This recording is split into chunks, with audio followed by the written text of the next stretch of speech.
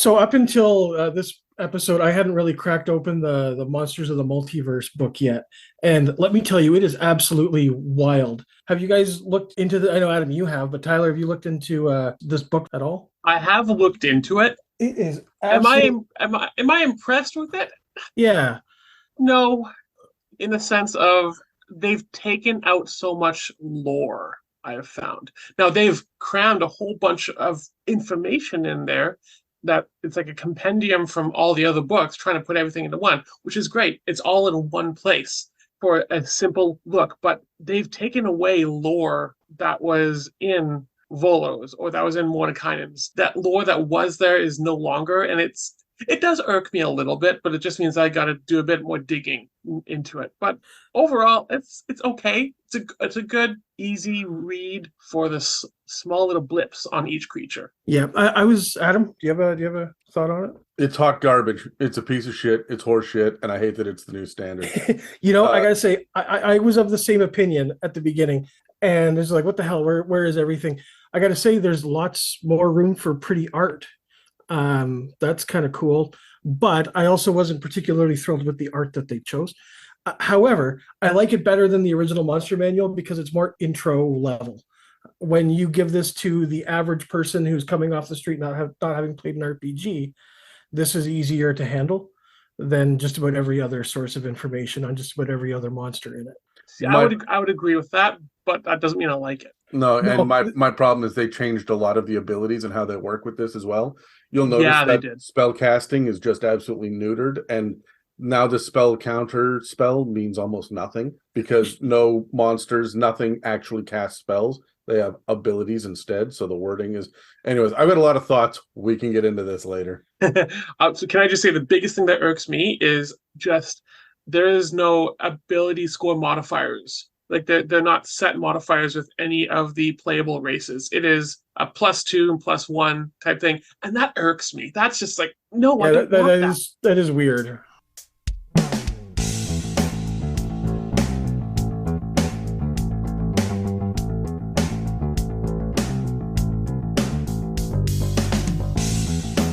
Welcome to the It's a Mimic podcast, where you never know what you're going to get.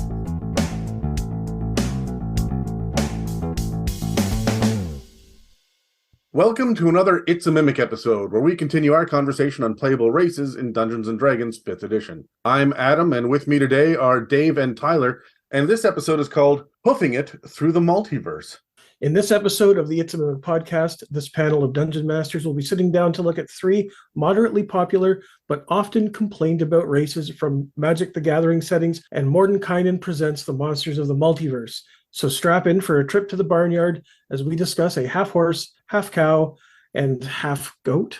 Okay, here's a question though, guys. Do you think there are any other half barnyard animals that would make an interesting character? Let's roll dice. All right. 18. 7. 6. I am going to swap this die out for the ones that I've been using on a regular basis. Has been working out for me today. I think it would be kind of cool to play like a Bojack Horseman kind of character. I mean, it's right there. I mean, horse. The reverse Centaur? Yeah, exactly, right? I mean, you could do just about reverse anything, you know? They tried to do that with the Ardlings. Dave, you're not up to... I'm not familiar with this. Oh yeah, you're not up to speed on a lot of the meme shit that goes on Reddit and stuff. When they released the UA for the next edition, they wanted to kind of run a lot of the playable races kind of through the planning phase again. And what they did was they created a celestial race, which is actually in previous editions, called the Ardling. And it's not an angel. It's not like an ASMR at all. The idea is, if you think of the Egyptian gods that have like the crane head, the jackal head, and that kind of thing. So that's the race, and you can choose whatever animal you want. And so it was far more open for people to play all of these kind of half animal creatures. But the fan base lost their shit that ASMR wasn't included. And so the Ardling has since been lost to Unearthed Arcana, never to be discussed again. Be re-earthed. There you go. Yeah. They buried it. Yeah. Yeah. Oh dear. Okay. I would say this was actually pretty hard because I feel like they've covered all the barnyard animals just about. If you're thinking chicken, well, you got Aarakocra.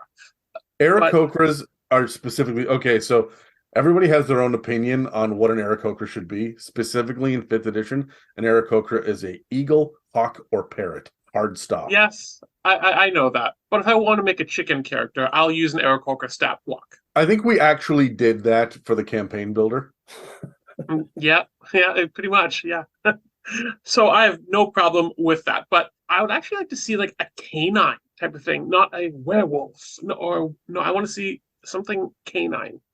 The dogmen have been weirdly absent. Hell, we have hyena men and a million different cat people. Right? Exactly. Like, there was a dog thing. My thought when I was going over it is, the other like slam dunk is pigmen, right? Like that's not I was just thinking that I play a little bit of Minecraft and they're quite common in that. But I want to use it as a creature, not as a playable character. But the thing about it is they already exist. They've just evolved throughout the editions because orcs were originally pigmen. That's what I was just thinking that too. Yeah. So orcs were porks until they weren't. Anyway, before I go deeper into that, let's cut to an ad break.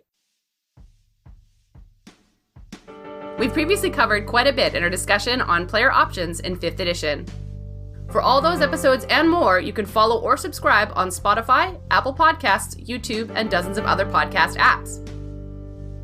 And if you'd like to support us, you can donate through the website, check our store, or join our Patreon and get access to other episodes and series. If you'd like to pay for some ad space on It's a Mimic, or just shout out to a friend, please reach out to us through our email and website that are listed in the show notes below.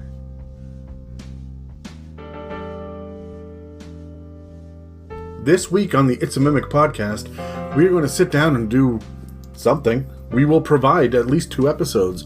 But the thing is, what you guys don't see behind the scenes is that we are currently juggling a number of series, including we're in talks for potentially 2 or 3 new ones over the next 4 months or so that should be popping up. And we're in the time of year where everybody here is either getting sick, or it's hunting season for Dave, or the kids are back in school and so routines have to be reset. It's a state of flux at the moment. We're building up and gearing up for new things. Just as a peek behind the curtain, I'm currently trying to get the next episode of The Many Roads to Amelia up and running.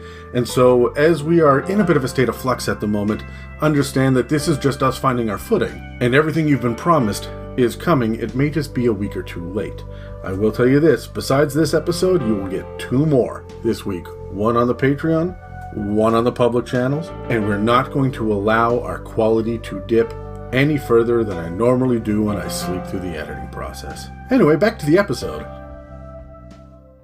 All right, gentlemen. So before we jump into this, I've got a couple of things to cover really quickly, and that is the fact that all of these races, these playable races, or they're going to be called species moving forward now. Not lineages? No, lineages, actually, we've been saying for the last few playable race episodes that they call it, races or lineages. The only lineages that exist and never will exist are the 3 from Van Richten's Guide to Ravenloft. Ah, okay. Because they come in partway through your character's existence and take over, right?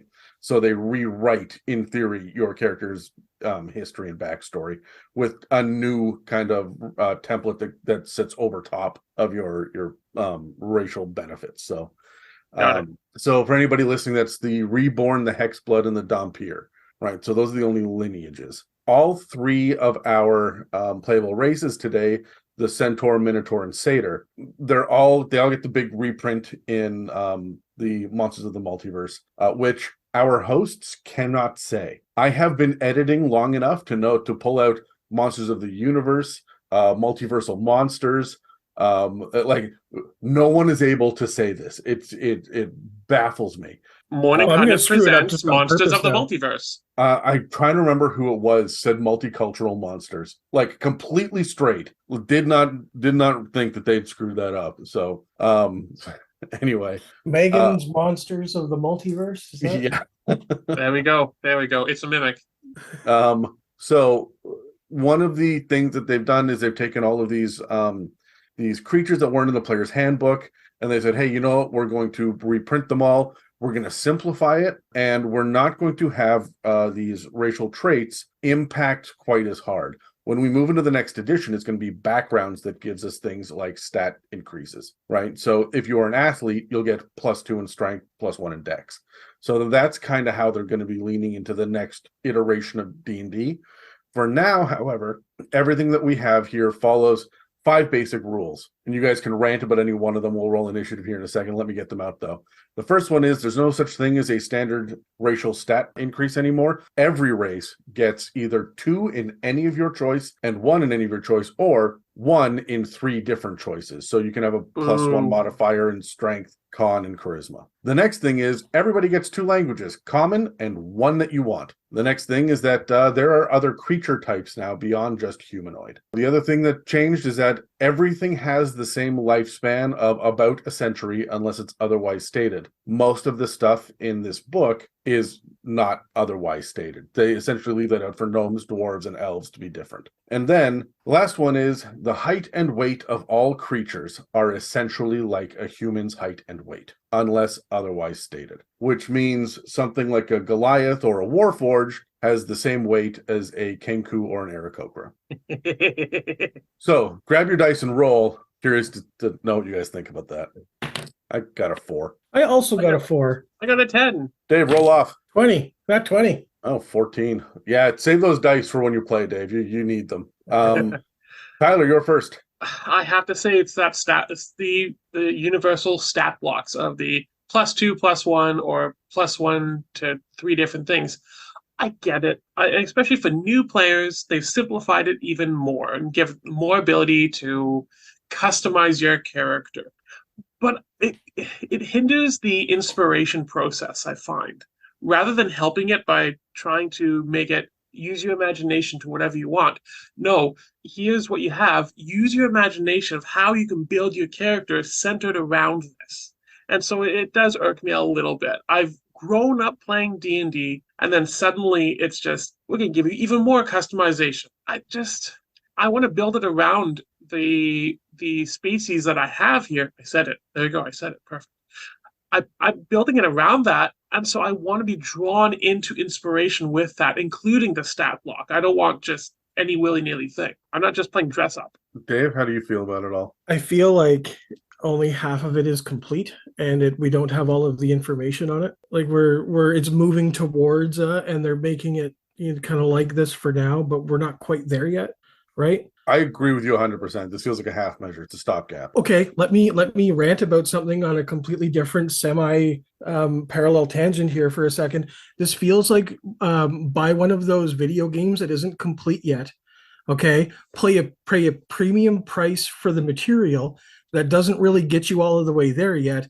Don't worry, we'll get you the rest of the material later in some sort of other book, DLC, other kind of thing. This is just another way to make you pay more money. And honestly, it's frustrating. It's just a cash grab. If I can be honest, I think it's a knee-jerk reaction as well. I think they were always going to do this book because they wanted to streamline all the stuff from Volos and Mordenkainen's into one book. But they cut out the lore because of all the heavy pieces on hags, which I've heard, or rather I've read, is misogynistic. The stuff on drow, which is racist against black people.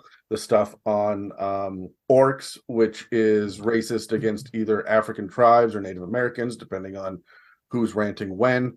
So they went and they gutted a bunch of the lore out, but instead of saying, sometimes it could be this and sometimes it could be that, and in this world it's like this over here, if they had added more paragraphs of this is what drow are like in this setting, this is what drow are like in this setting, this is what they're like in this setting, and giving you options instead of taking it away and making it all vanilla as fuck, this wouldn't have been an issue. They're putting all of the weight on the players now to come up with inspiration for characters. Now, there's a real solid critique of 5th edition that they put all the weight on the Dungeon Master to do shit as well. They don't provide us inspiration or mechanics the way that they have in previous editions. In previous editions, they've given us so many books with so many options about what you can include in a game, and they don't really do that here. They haven't done it essentially since the Dungeon Master's Guide. Every once in a while, you'll get a piety or a reputation system or something, but there's no DMG2 that helps you. And I was just thinking about that, yeah. And we're missing that. That would have been more useful. Or a spell compendium that brings it all in from all of the different books. Oh, that would be nice. that'd be way more useful than a monster compendium, because as much as this was good bringing a bunch of the monsters together, most people already owned Volos and Tomofos, but they didn't own all of the monsters that are in the 10 million adventure guides, right? So all of the modules and adventure paths that are out there that have, the 25 monsters in the back of the book, that should have been compiled into one big one, right? So Agreed. Absolutely. So I've got a lot of problems with this book in the general design of it. Also, the homogenization of all of the creatures drives me nuts, because they did that across the board, except with the creature types, where there's a bunch of shit that's no longer humanoid. Dave, I don't know if you caught this. Hobgoblins are Fey now. This shit drives me nuts, because how many spells out there say target one humanoid you can see within? That was something I wanted to bring up as well. Like, you can't have this core mechanic of the game and then halfway through decide that you're going to change it. It fundamentally changes everything else, and that's not good. This is why I think that it's a stopgap, a knee-jerk reaction that they pushed out the door as quickly as possible, so that they could tell everybody, hey, we fixed all of this problematic shit we've done. We were going to save this to be the new monster manual, to be backwards compatible for whatever the new edition is. But here we rushed it out the door with what feels like first draft art a lot of the time. It's before the art was underwhelming. Yeah, it's not bad. It's just it's weird, because the art is what they've done really, really well in the majority of the other books recently. The last couple of years, the art has been the thing that makes me want to buy the book. Not in this. I have been underwhelmed across the board on this, and I'm not a big fan of it, but we're going to get into it with all three of these playable races today. And so we're going to grab dice and roll and see who's going to cover what first. You guys have any final thoughts before we jump into this? Lots, but I'll just drag this out longer than we need to. All right. Save it for your editorial later, Dave. Yeah. All right, let's roll. 8. 9. 2. Wow. Brilliant. Nobody over a 10. That's great. I have not rolled, but I might as well be rolling a d6. I mean, feel free to. All right, Tyler, you're first. What do you got? All right, so today I am covering Centaurs, and these things actually I'm quite excited for. First off, just looking at what these things are, everyone knows what they're half human, half horse. We've seen these things in movies and books, pop culture, everywhere. Everyone knows what a centaur is and what it looks like. But according to Monsters of the Multiverse, instead of it being human the waist up, they say it's elves. And so that caught me on a little bit of a surprise. Yeah, I haven't heard that one before. It's because they have pointed ears. The satyr and that's the thing, the same thing. Yeah, and if we were to look at Ravnica and Theros, they actually all say it's human with slightly pointed ears. Yeah, it's the same shit. It was humans in the monster manual for satyrs, and then elves for all of the other. I don't inherently hate that. I kind of like the idea that we're getting something that's not just a half human, because everything's a half human, right? Also, it ties them to nature, and that's kind of the deal with centaurs and satyrs. I'm all right with it. Yeah, I'm okay. It struck me as odd, though. Yeah. Yeah, it did strike me as odd. What I would have preferred in this, and this is where I would almost encourage make it a bit more open-ended, rather than saying they are elves the waist up. Just say they look like elves in the waist up. But so that way it doesn't put them in the category of the elves of the waist up. No, it's and try and force it into the category of, well, maybe they have elvish abilities, maybe they have that. No, they don't. They just look like elves the waist up. Imagine that however you want. However, if we look at the lower half, it is a small horse. I'm gonna put that right now. It's about 4 feet tall. Have you guys ever been around horses before? Have you ridden on horses and been around them? Yeah, I almost got trampled by one when I was a child. They are much bigger than that.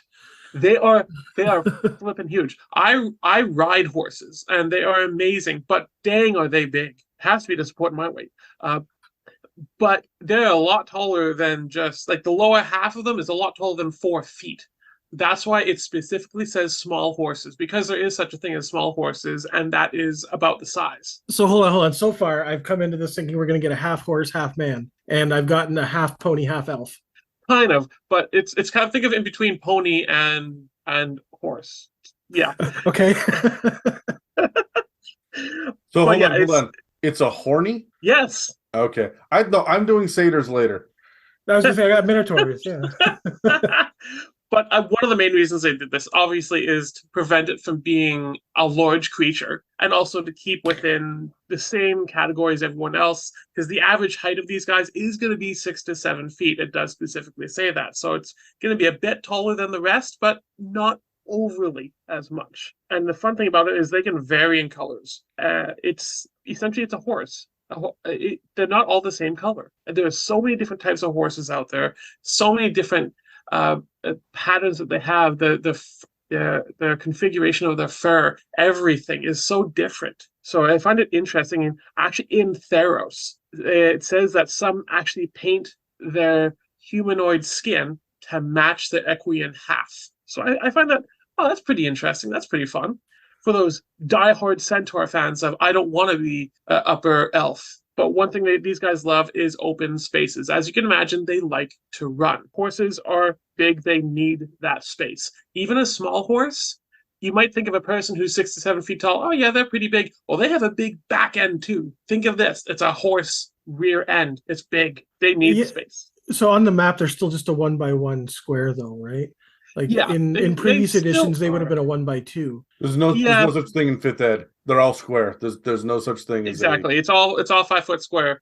But I would imagine, I think of 10 by 10, right? Like there's no 5 by 10 anymore. That's from previous editions only. I feel like that's lacking. Yes and no. For combat wise, I like that, but I want for exploration and for social to keep that in mind.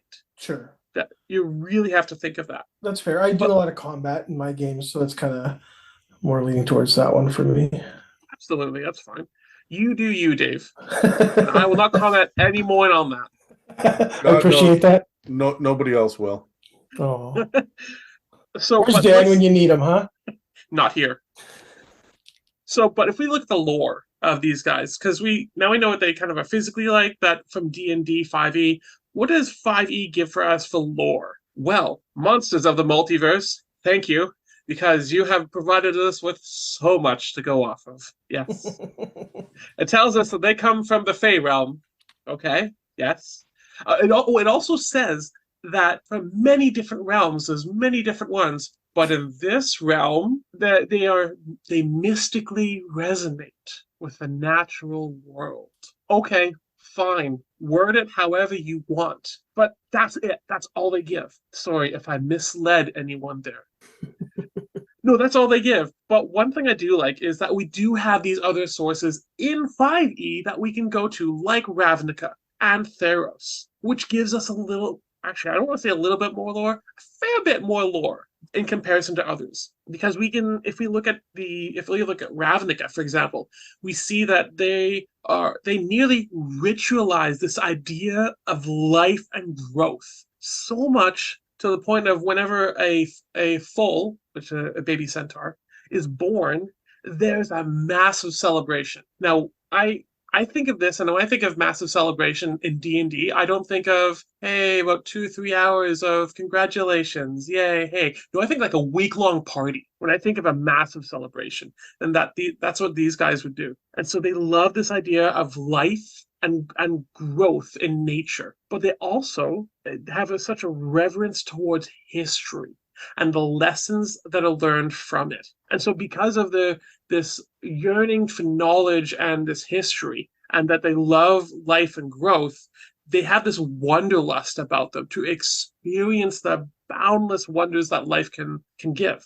Again, this is all from 5e, which I'm thinking that's great. That gives me something to go off of.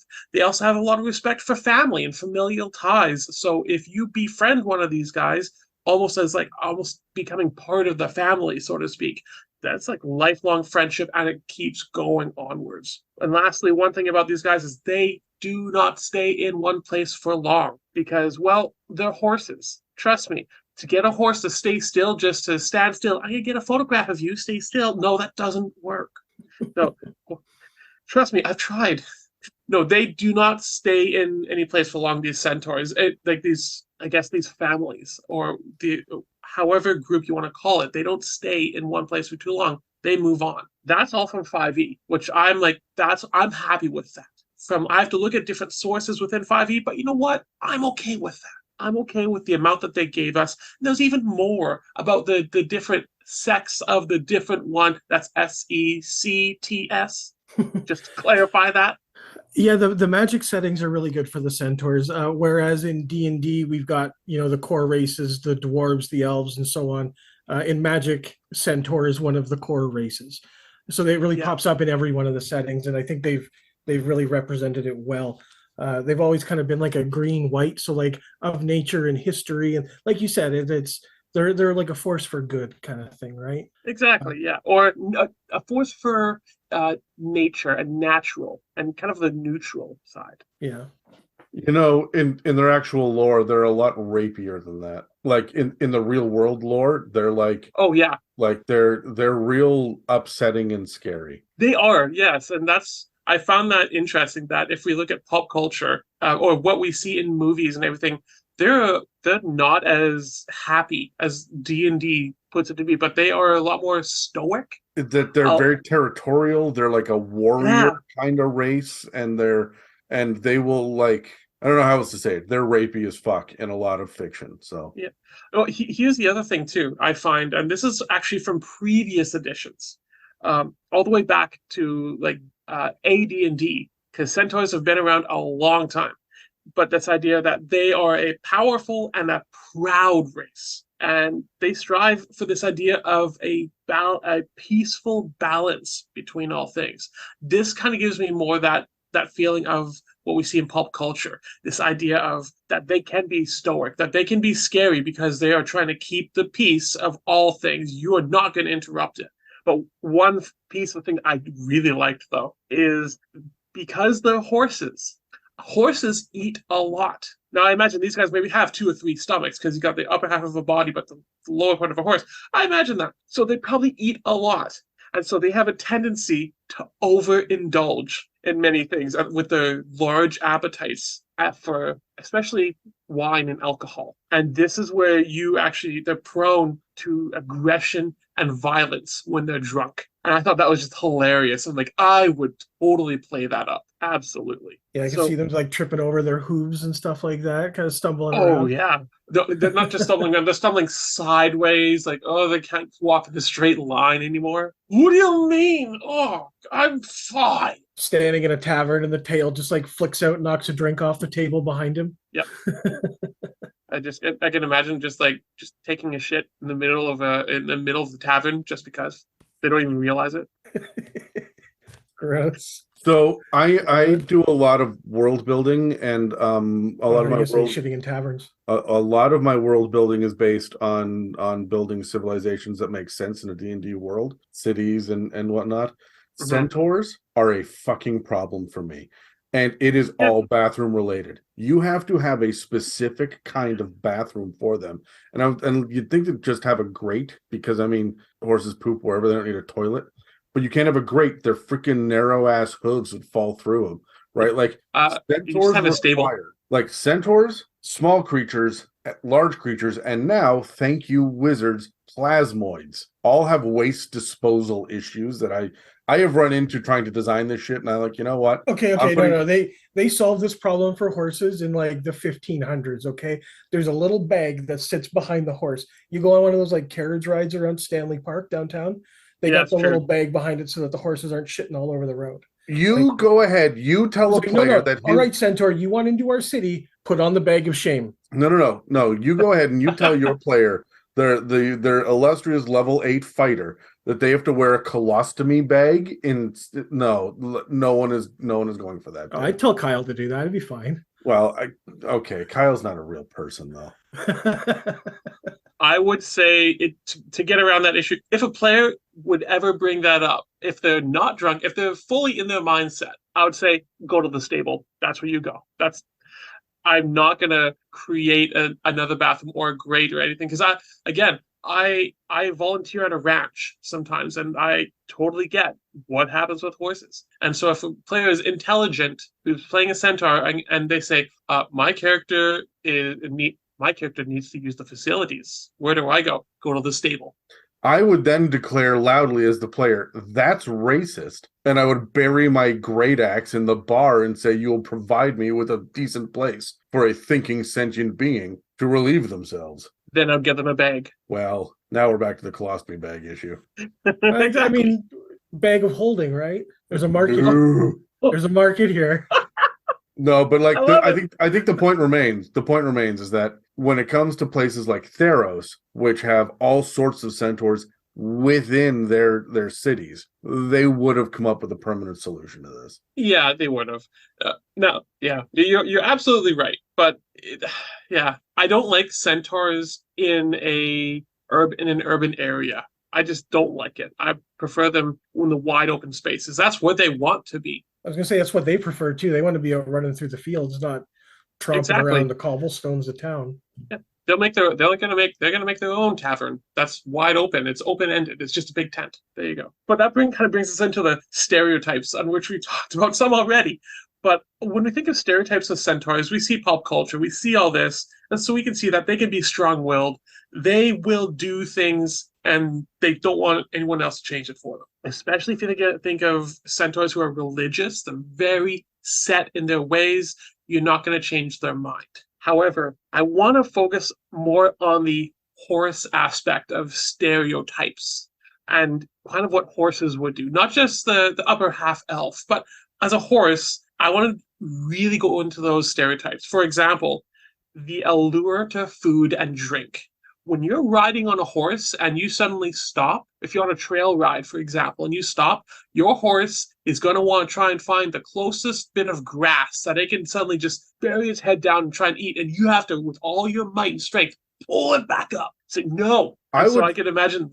Sorry, I just got to interrupt you. I would hazard someone to be really careful about this, the leading too hard into the horse, bull, or goat thing. And we're going to talk about that today.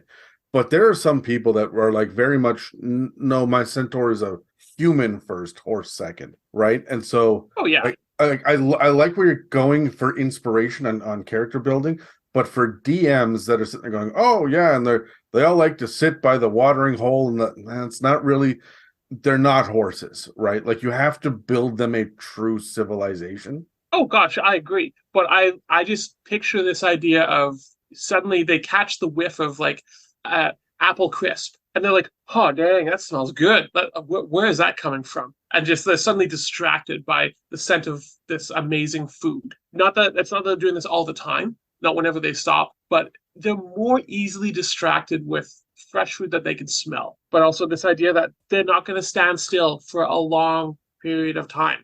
I would really play into this myself personally if I was a centaur. Your evil villain could be doing their monologue. Your centaur, it might be tethered. You might have tethered their attention, but they're not going to want to just like stand there and listen. They're going to want to like move around a little bit. You know, just it's like a persistent thing they want to move. And that's what I would think as a stereotype. One that I really like, though, and this is very true for horses and people too, lots of people, is the personal bubble. Horses do not like it if you invade their personal bubble without them knowing. You can easily be kicked. You can easily get hurt. So I would imagine Centaur is very much the same thing. They have the personal bubble. No, you can't ride me. No, I am not a pack mule. No, you stay away from me. Don't walk behind me, right? For several reasons. Yeah, because of the poop. Yeah. Yes, I would have my character set because I poop. Don't walk behind me. Yeah, they do seem like they've got kind of like the attention span of almost like a toddler, where they can be drawn away easily. Exactly, yeah. As for if we were to look at would we call this species bonuses now, I guess? Yeah. No, for our intents and purposes, for the people listening to this, we're still in 5th edition, so we'll continue to call them racial bonuses, I guess. Okay. For the racial bonuses and mechanics of these guys, they are considered a medium creature, which we spoke about already. But they are still pretty big for a medium creature. It's not your standard size that Monsters of the Multiverse has said that all of them are now. These are a little bit bigger, and they can be pretty imposing.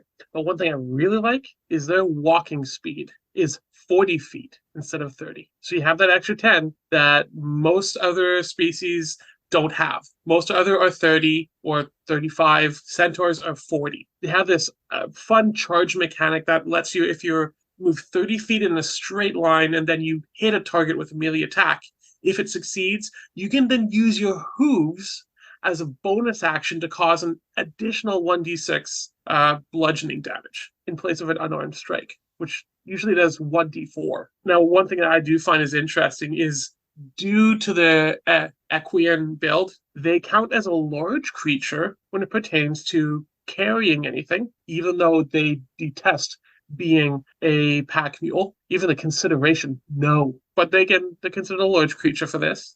Or if they need to move something by pushing, pulling, or dragging, they're considered a large creature, which I find very beneficial. If you use your imagination in the right way, this can be almost game-breaking.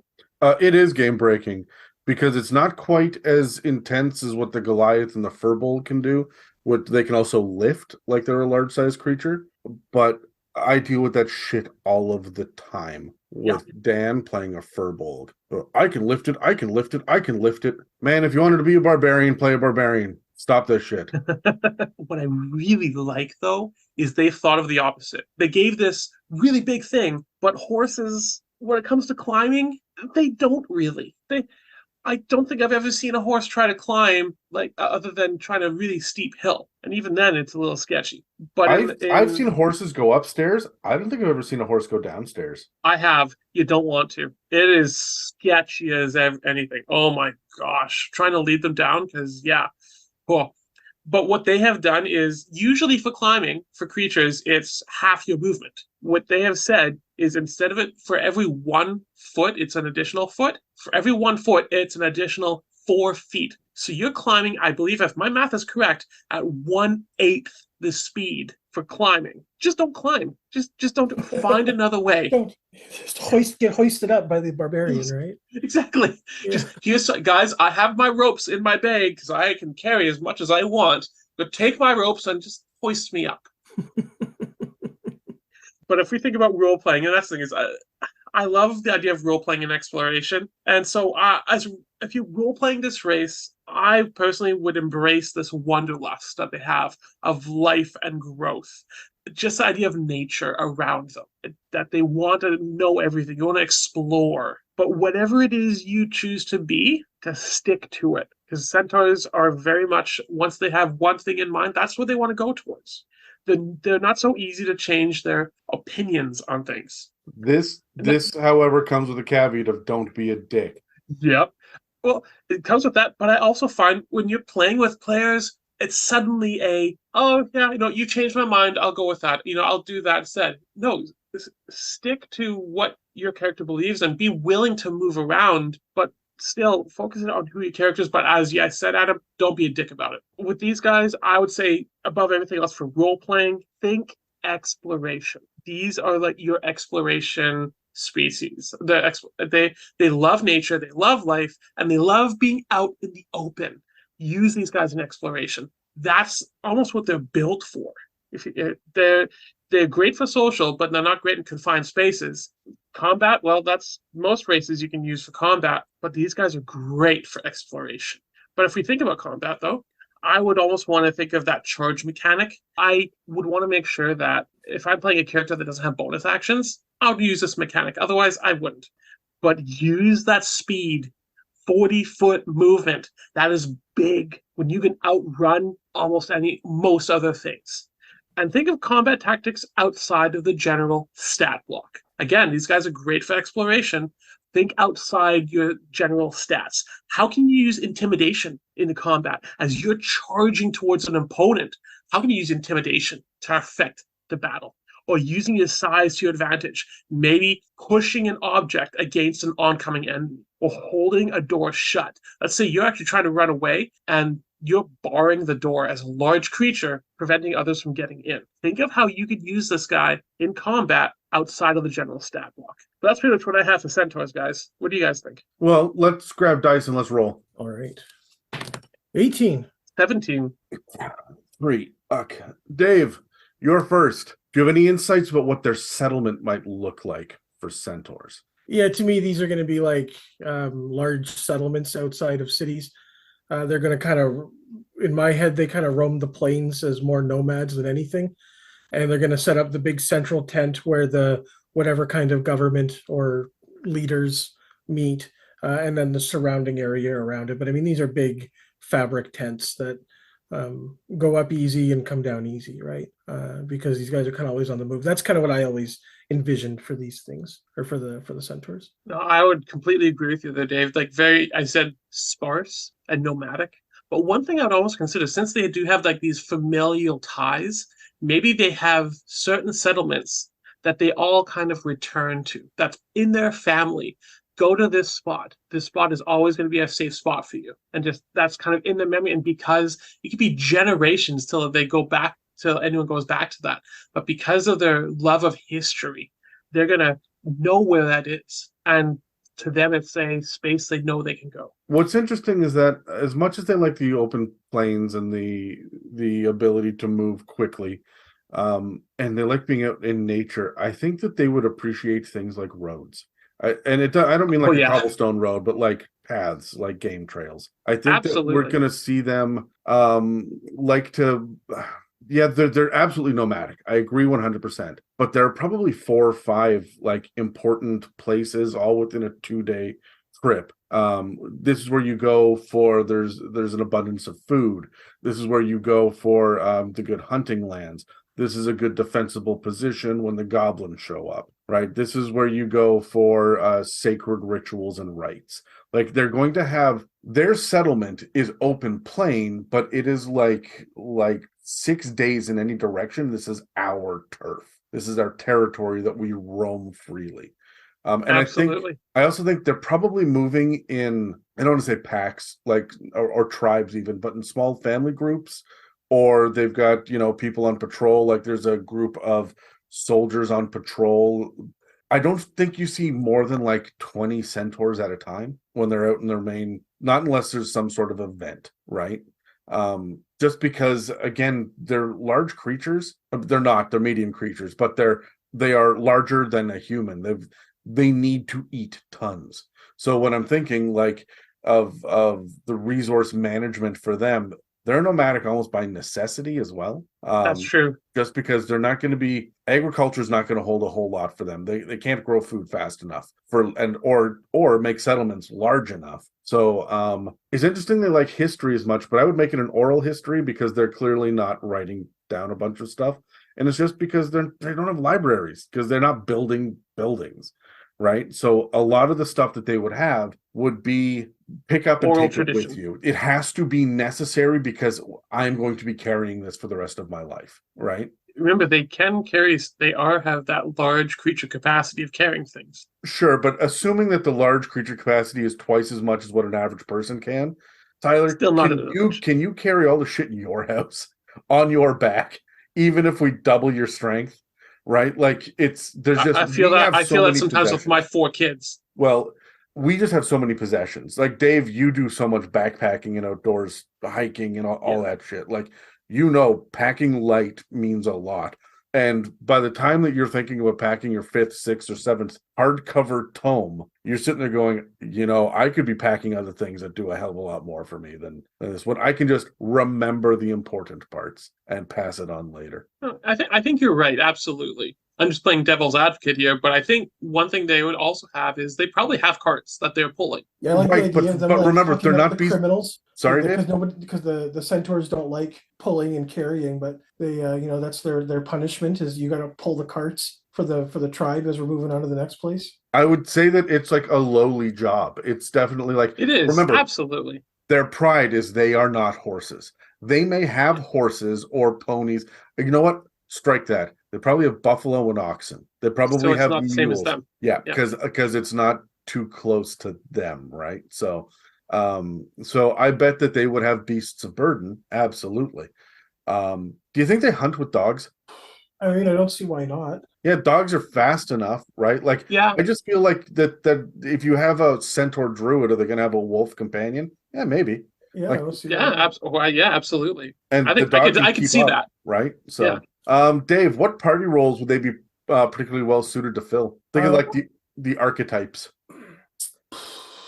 I don't know, I like the idea of these guys being paladins and being true to their oaths and their bonds, and they strike me as being very loyal creatures. That's interesting. I was thinking like scout, frontline, backline, spellcaster, medic, like that kind of stuff. What stands out to you for like an archetype? I mean, these guys are our front line. I mean, these are your cavalry, right? Like they hit a little bit harder.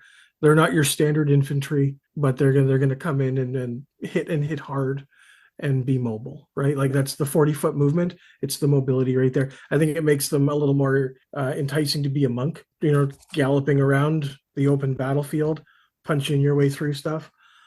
I wouldn't have it at the punching. I'd say their flurry of blows is their hooves. Oh yeah, that's a good point. And you're probably right.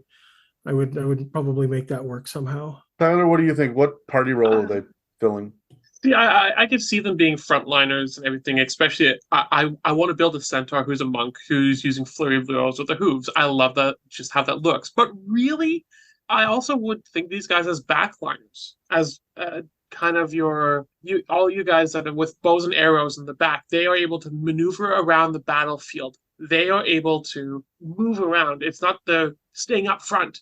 No, they have battlefield control with their movement. And whether it's a ranger or a druid, whatever you want it to be, but with their speed, I want that. I want the battlefield control. It'd be a powerful battle master. Yeah. Yeah. It's interesting because we've mentioned martial and we've gone around and hit everything except cleric for all of the divine casters, but we haven't even considered them for an arcane caster. Warlock, bard, although College of Eloquence can make sense if they've got oral histories. Right, but like College of Lore as well. But like we're not hitting wizard and sorcerer and artificer with this, right? I don't see them as that. No, I don't either. I got a question though. If they're going to do flurry of blows with their hooves, now a regular monk is standing on their feet and punching with their hands. So if they're flurry of blowing with the hooves, are they standing on their hands? Can we not call it flurry of blowing? Can we just strike that if you don't mind? No. Oh. We broke Tyler.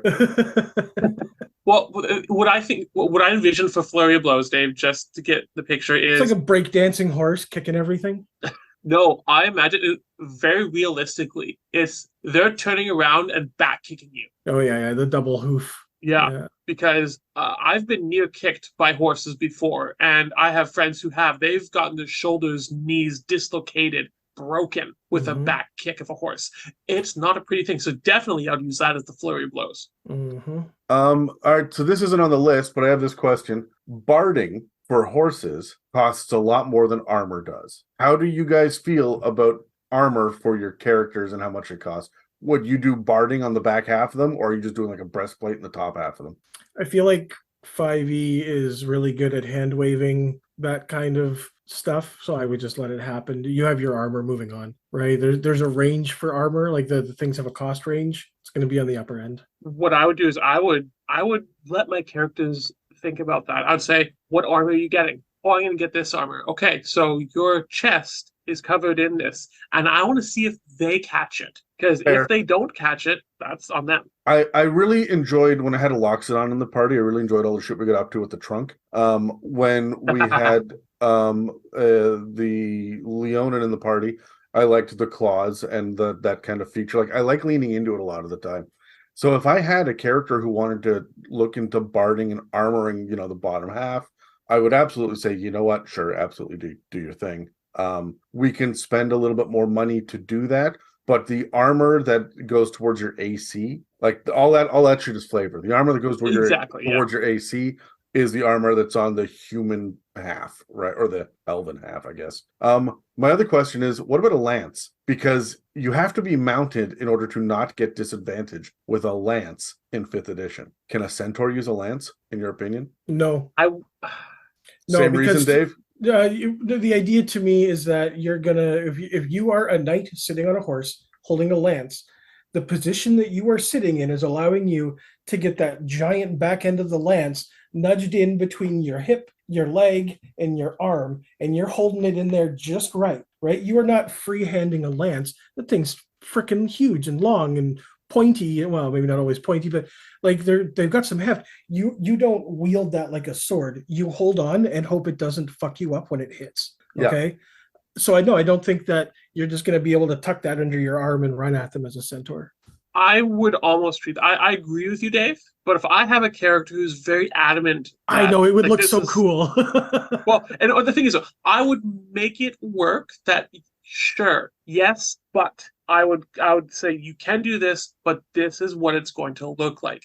Maybe it's going to take both their action and bonus action to use this thing because it's that much attention that they need to give it to it. Yeah, if they really want to. Alternately, it's just disadvantage, right? They can still use it. Oh, that's yeah. The other side of it too is that it does 1d12 and has a 10-foot reach. If you're a medium-sized creature, I could give you the 10-foot reach, but it does 1d8 because it's more slender, or it does the 1d12 but 5-foot reach, right? Like I would modify it in other ways so that it would be more wieldy, right? So I want to give the player the option to do it. If they're so adamant on it, I want to give them that. I don't want to just say no. I want to give them the ability to hit the flavor they want, but mechanically speaking, just freehanding, like Dave says, is intense. That's a bit insane unless they've got a strength of 20 and they're in tier 3. Then I'm like, sure, fine, fuck, who cares? The wizard over there is doing 12d12 damage every other combat. Yeah, so you can hold a lance without disadvantage. Yeah, so. Is it funny? I'm thinking that if you get barding armor and you get an attachment on the armor so that it's attached to you. I'd use that against you as a DM. Like that's all exactly well until it gets caught in the wagon going over the cliff. So in earlier books, they would give us naming conventions, but they don't do that in the multiverse anymore. Did you run into the naming conventions in Theros? I did, yeah. What do we have there? Just really quick, do you have a couple of examples? Well, what I was getting from all the ones in there is they're very simple 2-syllable names and usually ending on hard consonants like Torak or Jethud, Merrick. Do they have first and last names? No, my fault. That's different ones. No, it's very much Roman, like Gaius, Diana, Tiberius. These are the kind of names for the centaurs. Yeah, the Theros stuff's pretty Greeky. Mm-hmm. Very Roman or Greek. Yeah. Do you guys have any other tips? We've talked, Tyler, you talked a lot about role playing. We've talked a lot about combat. We've talked a lot about satyrs for an hour. So do we have any other inspirations about what would be a good background for them? Is there a subclass that sticks out to you? I know, Dave, you said paladin, and clearly you were going for like a ranger idea there, Tyler, but is there any other like build inspiration that you guys have or role-playing inspiration that you would hand out, Dave? I mean, for background, these guys kind of feel like Outlanders through and through. That's pretty straightforward, isn't it? Yeah, it's pretty on the nose. And I mean, class, subclass, we already covered it, really. There's not, I don't think, too many opportunities for spell casting. Not that you couldn't, but it just, I think it lends more to the tribal pack nature, more barbarian, fighty, monk. You think that about literally everything, though. No, like the spell casting is divine. You can have a satyr druid, you could have a satyr ranger or a paladin. That's divine spell casting. But you're right, Dave. They're not making teleportation circles on the ground or any of that arcane shit. Yeah, they're not doing experiments of like they're not an alchemist. So to speak. Feel like you could get some really cool warlocks if it was like a nature god or something, right? Like go like the old classic Celtic druid feel with these guys with a couple of like a holy. But I mean, I guess that's technically a cleric. Yeah. I really like the idea for role-playing, the idea of that they're very set on one thing, but can be distracted by food because of the amount they eat. I just really love that for role-playing. Am I going to use it all the time? No. But I just like the idea that here's a little tidbit for you. Maybe it's a weakness, because we don't talk about characters with weaknesses often. We think that they're superstars and superheroes. What's their weakness? Fair. Dave, any thoughts? Not really. I feel like I pretty much. All right, cool. Yeah. All right. So if that's it, let's move on to, I think, Dave, you are next with yeah, I got Minotaurs. Minotaurs. Now there are 4 versions of the Minotaur. There's the one in the new Monsters of the Multiverse. There's Theros, Ravnica, and of course the original Monster Manual. I originally wrote down in my notes that I was going to focus on the one from the Multiverse, but If I did that, I'd be done already. But essentially, all 4 of them they look about the same. However, the descriptions, the further back you go in the D&D books, the more information you're going to get. Just it's kind of the way they've worked this out. They are half bull, not half cow, half bull. So sorry, you said they're half bull. Are they actually half? Like, is it? They're like neck up bull, aren't they? Or no, they're also kind of like waist down bull as well. They've got like the backwards knees. They've got the hooves. They do have humanoid hands, but they are much bigger than normal hands. They're quite beefy. fuck off. One of the descriptors that I That was read while good. I was doing my research was that they have kind of like the torso almost is ogre-like in build, where they're large and just like well-built, muscular, like large, thick arms and that kind of thing. Like these guys are bodybuilders, right? But other than that, yeah, they are cow or bull-like, specifically not cow, but bull. They've got their Unless it's a horns. female. They the only difference is they don't have horns, but they do specifically refer to them as bull-like as well. It's weird. So just to be clear, because I know tables will do this, your Minotaur does not have an udder. Yeah, I guess I Thank didn't really you. think of that. No, it doesn't. So there we Um, go. I We wouldn't can even- move along. You cannot milk a Minotaur unless you're into that kind of shit. Well, I mean, you can, but let's not. Anyway. You can certainly try. It ain't gonna do much. But yeah, they all pretty much look the same like that. The Theros description kind of gets into how they might wear a little bit more religious garb, or have markings from their gods carved into their horns. Ravnica is kind of get into the same theme of it. Whereas if they're part of the particular guild, they'll have their tails clipped, so you can kind of tell them apart from other Minotaurs in the same world. But the one from the original Monster Manual, I thought was the best because they really get into it. These guys were born from demonic rituals. They're bloodthirsty, they're violent, and they're wild. And I didn't get that feeling from any of the other 3. So the 3 playable Minotaurs have a very different feel than the Monster Manual Minotaur. Very like fundamentally different in that manner. Dave, how do you reconcile that? When you're DMing, if you've got a player who's a Minotaur at the table, how do you reconcile this large-sized, bestial version of it? Well, one of the pieces of lore that I came across was that Minotaurs are capable of breeding with other Minotaurs.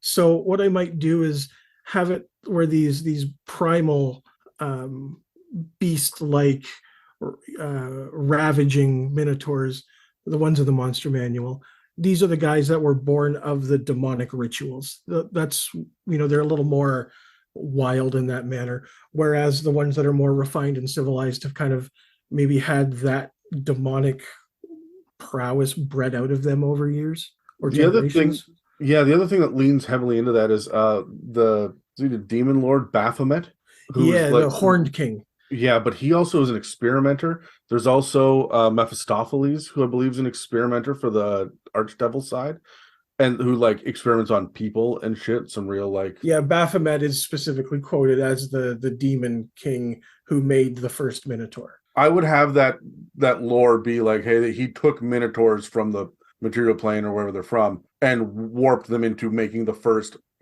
nasty mythical beast Minotaur. Well, they were humanoid cultists that kind of came to him, and he transformed them to make them these beasts of war, right? Are Minotaurs humanoid still? I'm glad you asked. They are now. They weren't before. The OG Monster Manual is a monstrosity. In fact, it's a large monstrosity, whereas the other 3 are medium creatures, and they're all humanoids. So that lore could still line up, was that these humanoid Minotaurs were cultists. And then Baphomet's like, yoink, here, I'm going to do some experimentation on you. Yeah, Boom. it's not hard to make it work. Yeah, all right, cool. Yeah, like I said, in the multiverse, there's actually no lore. It doesn't get into the Baphomet side of things. It doesn't get into any of the religious side of things. It does none of it. The Theros lore is, pretty much what you're going to expect out of Theros. It's all gods this, gods that. Instead of being made by Baphomet, they were made by Mogus, or Mogus, however you want to say that, who's essentially the god of war. He's the Ares of Theros. In Ravnica, you actually get a fair bit of information from them. Like I said about the Centaurs, and it rings true for the Minotaurs, they're one of the core races of the Magic the Gathering sets. There's a lot of Magic the Gathering lore. Every time there's a set of cards that came out, in my experience anyways, there's always been just chock full of Minotaurs and Centaurs and Satyrs. They are What colors are they normally? They're red? Minotaurs, I have a Minotaur deck and it's red-black. There's one Minotaur that has Death Touch that's just unwieldy. So, and he gives every other Minotaur Death Touch, so it doesn't matter how much damage, they all fucking die. It's OP, right? Anyway, I can go on about Minotaurs for a while. The Ravnica ones, though, this is the first one where the picture of it in the book actually looks like a raging warrior. Okay, the axe is on fire. He's like yelling. It's just the other ones in the Monsters of the Multiverse. It's fucking smiling. I know. I that looked more like a cow person rather than a Minotaur. Yeah, they neutered them. Like in Monsters of the Multiverse, they took that like raw flavor and that violent edge that Minotaurs had, and they say, actually, here's the cow from the the laughing cow cheese. Looks like that. Yeah, it's like totally they Disneyfied it. Yeah, like through and through. It's just so happy, and like that is Bessie right there. That, like, the picture in the Multiverse, her name is Bessie, and she's a lovely girl. Okay, she bakes bread in her spare time. Okay, but that's not what a Minotaur is. A Minotaur is from Minos. This is the bull of Minos dropped into the labyrinth to instill fear in the occupants of the labyrinth. It was made to inhabit this incredible thing that was created. Like, it just, oh no, it's just happy and smiling. Oh no, let's make it look intimidating and give it a sword, I guess. I think right. It doesn't even have an axe. Minotaurs have axes. I feel like you've got to disconnect as a DM. I don't mean you specifically. I mean, fuck, maybe you. No, yeah, I should, yeah. But you have to disconnect the monstrosity from the humanoid, right? Is there anything about the labyrinth myth in 5th ed? Did you run across that, Dave? Not particularly. Yeah, okay. Like a labyrinth exists. There's a little bit, but we'll get into that in a little bit. The Ravnica, back to the Ravnica Minotaur here. These guys are the ones that use their fury and their tactics. It specifically calls them excellent commanders. They're slow to anger, but they're quite violent. But they like to laugh. They're loyal, and they come normally from like one family line. There's Minotaurs of history, like famous Minotaurs, and you would claim to be a part of one of those lineages. Okay, that's kind of how the Ravnica Minotaurs work, and that's specifically to Ravnica.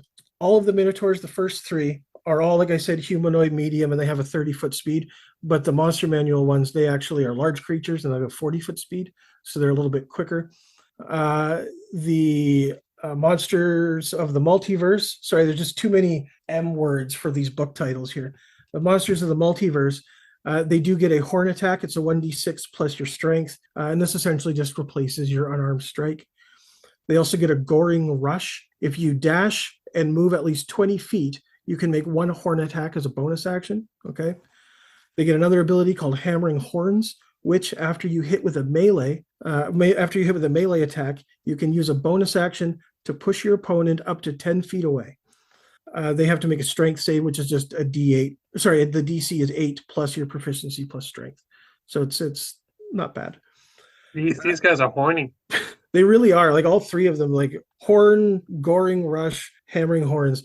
But the most interesting one is the last one here, and that's the labyrinthine recall, where they always know which way is north, and they get advantage on survival checks to track or navigate. So that's really your only labyrinth flavor, is that particular line, and that's just the title of it. It's just they know where north is. You know what? I don't mind that, but I'm going to absolutely goddamn erase that if we're plane hopping or we're on a Spelljammer ship. I am going to erase it because there is another ability for the original Monster Manual, one with the exact same name, Labyrinthine Recall, can perfectly recall any path previously traveled. It's the same ability with a different effect. And I can't recall me seeing that before in 5th edition. You get that sometimes when you start to get playable races that are like, it's It's damned annoying. We're gonna see that how that's different for satyrs between a couple of books too. Or it's the same ability, but it's got two different descriptions. Mm-hmm. The Monsters of the Multiverse really fucked things around and made it complicated and confusing for no reason. Yeah, well, it's interesting because it gave them this Labyrinth recall where it was originally printed for the Monster Manual edition. Then they dropped it for Ravnica and Theros and brought it back for the Monsters of the Multiverse. But instead of doing that, the Theros and the Ravnica ones, the only real tangible difference is they get a strength +2, con +1 for each of them. The Theros one has the Horns attack, Goring Rush, and Hammer Horns, but it doesn't have the Labyrinth recall. Instead, it has Imposing Presence, which you get proficience in Persuasion or Intimidation, right? And that's the same thing you get for the Ravnica Minotaur as well. Other than that, the only difference is they have a language common in Minotaur. So it's clear to me that they've made the Monster Manual one first, then realized when they wanted to do the Magic the Gathering crossovers, they're like, okay, well, we need to do Minotaurs. How are we going to do that? Well, it's a rewrite for playable characters. And then they're like, okay, you know what? We're going to do this brand new book and we're going to compile them all together. People complained online. So how can we reconcile this and give us half and half, right? Mm-hmm. This is like such a different cry from what the original Monster Manual was. I mean, you could tell it was originally meant to be something that you fought and then got turned into something that you can play. Yeah. Right? Like the original Monster Manual Minotaur here. I mean, it's got an AC of 14, not particularly high, 76 hit points. That's fairly high for a CR3 character. And I mean, instead of the Hammering Horns, it gets a charge attack where you've got to move 10 feet in a straight line towards the target. And then you have to hit with your Gore attack, and it'll do an extra 2d8 damage. And if the target is a creature, it has to make a strength save, and it's pushed 10 feet, knocked prone. That is a clunky ability. That's you have to do this. 3.5 ability, right? Like that feels 3.5. It does. You have to do this, but you also have to do this. And if this happens, then this happens. But if the target's also a creature, then it has to do this. Like, it's just, there's too many steps there. It's not 5th edition. No, it's not. That's exactly my point. Is like 5th edition has made its living on being short and sweet, and that's not what this is. So from that aspect, I'm glad that they moved away from it. But at the same time, they kind of took away what made the Minotaur the Minotaur. The OG Monster Manual Minotaur, it has a reckless attack, which is straight out of the Berserk Barbarian class, right? You get advantage on melee attacks. Attacks against you have advantage. I right? think orcs get that in the Monster Manual as well. Yeah, I think you're right. They do. Yeah, I think that reckless is one of those ones like Pack Tactics that pops up a few times across different stat blocks. It was weird to see a class ability show up as a monster ability. I know it happens, but it is uncommon, and you can see that they've moved away from it. Yeah, right. But I mean, the stereotypical Minotaur here, this monster of the labyrinth that's made to instill fear in anyone that opposes it, is not the Minotaur that we're left with here. 4 books later and a couple of rewrites, we're left with, like I said, it's not even wielding an axe. It has a sword. I mean, we're left with Betsy. Yeah, it's just it's a shell of what it used to be, of what it should have been, right? These Minotaurs are not happy. They don't get along with everybody else, right? They're large, they're gruff. You're not going to find these guys in spellcasting schools or magic academies, right? You're going to find these guys fighting in the streets, brawling in the taverns, and I don't know, probably pooping beside the centaurs in their stable or wherever they get put. Again, Dave, that's every one of your characters. I'm pretty sure you played elves that way as well. Wait, your elves poop in stables? Well, I mean, when you gotta go, you gotta go. Do you have anything else on their mechanics, Dave? Not really, no. Which one do you like better? What should Minotaurs be? A Minotaur should be what the original Monster Manual is, but I think 5th edition got closest with the Ravnica Minotaur. Was there a big difference between Ravnica and Theros? No, but it's just more of the lore is different, but not. It is different. Like the Minotaurs in Theros are born by Mogus, and like their piety rules their life, as does it in everything Theros related. So when it talks about physical descriptions, it talks about the Minotaur priests wearing ceremonial garbs, whereas in Ravnica it talks about the ones of the Boros clan having clipped their tails.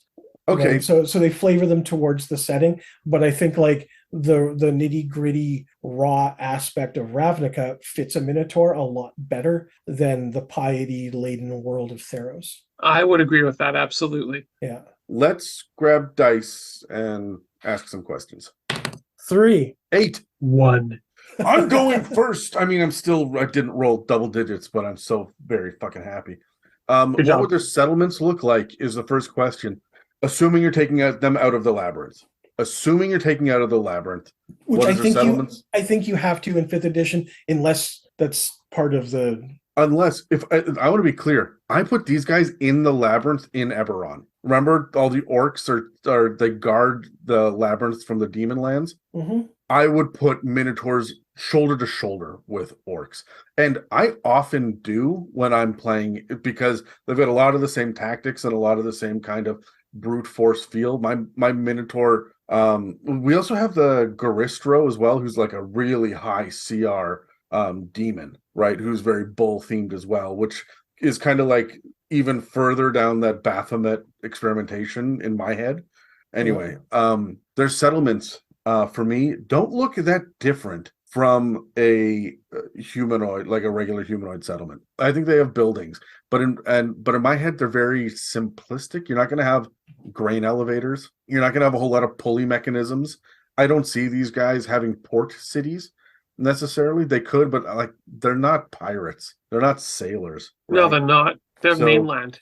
Yeah, so I really do think that they are comfortable in the foothills, comfortable even in some like mountainous area. Do they have dark vision? No, none of them do. Okay. Interesting. Not even the Excellent. one in the labyrinth, eh? No, which I feel like it's. Oh, sorry, the one in the labyrinth does dark vision. Okay, 60. yeah. Okay. Yeah.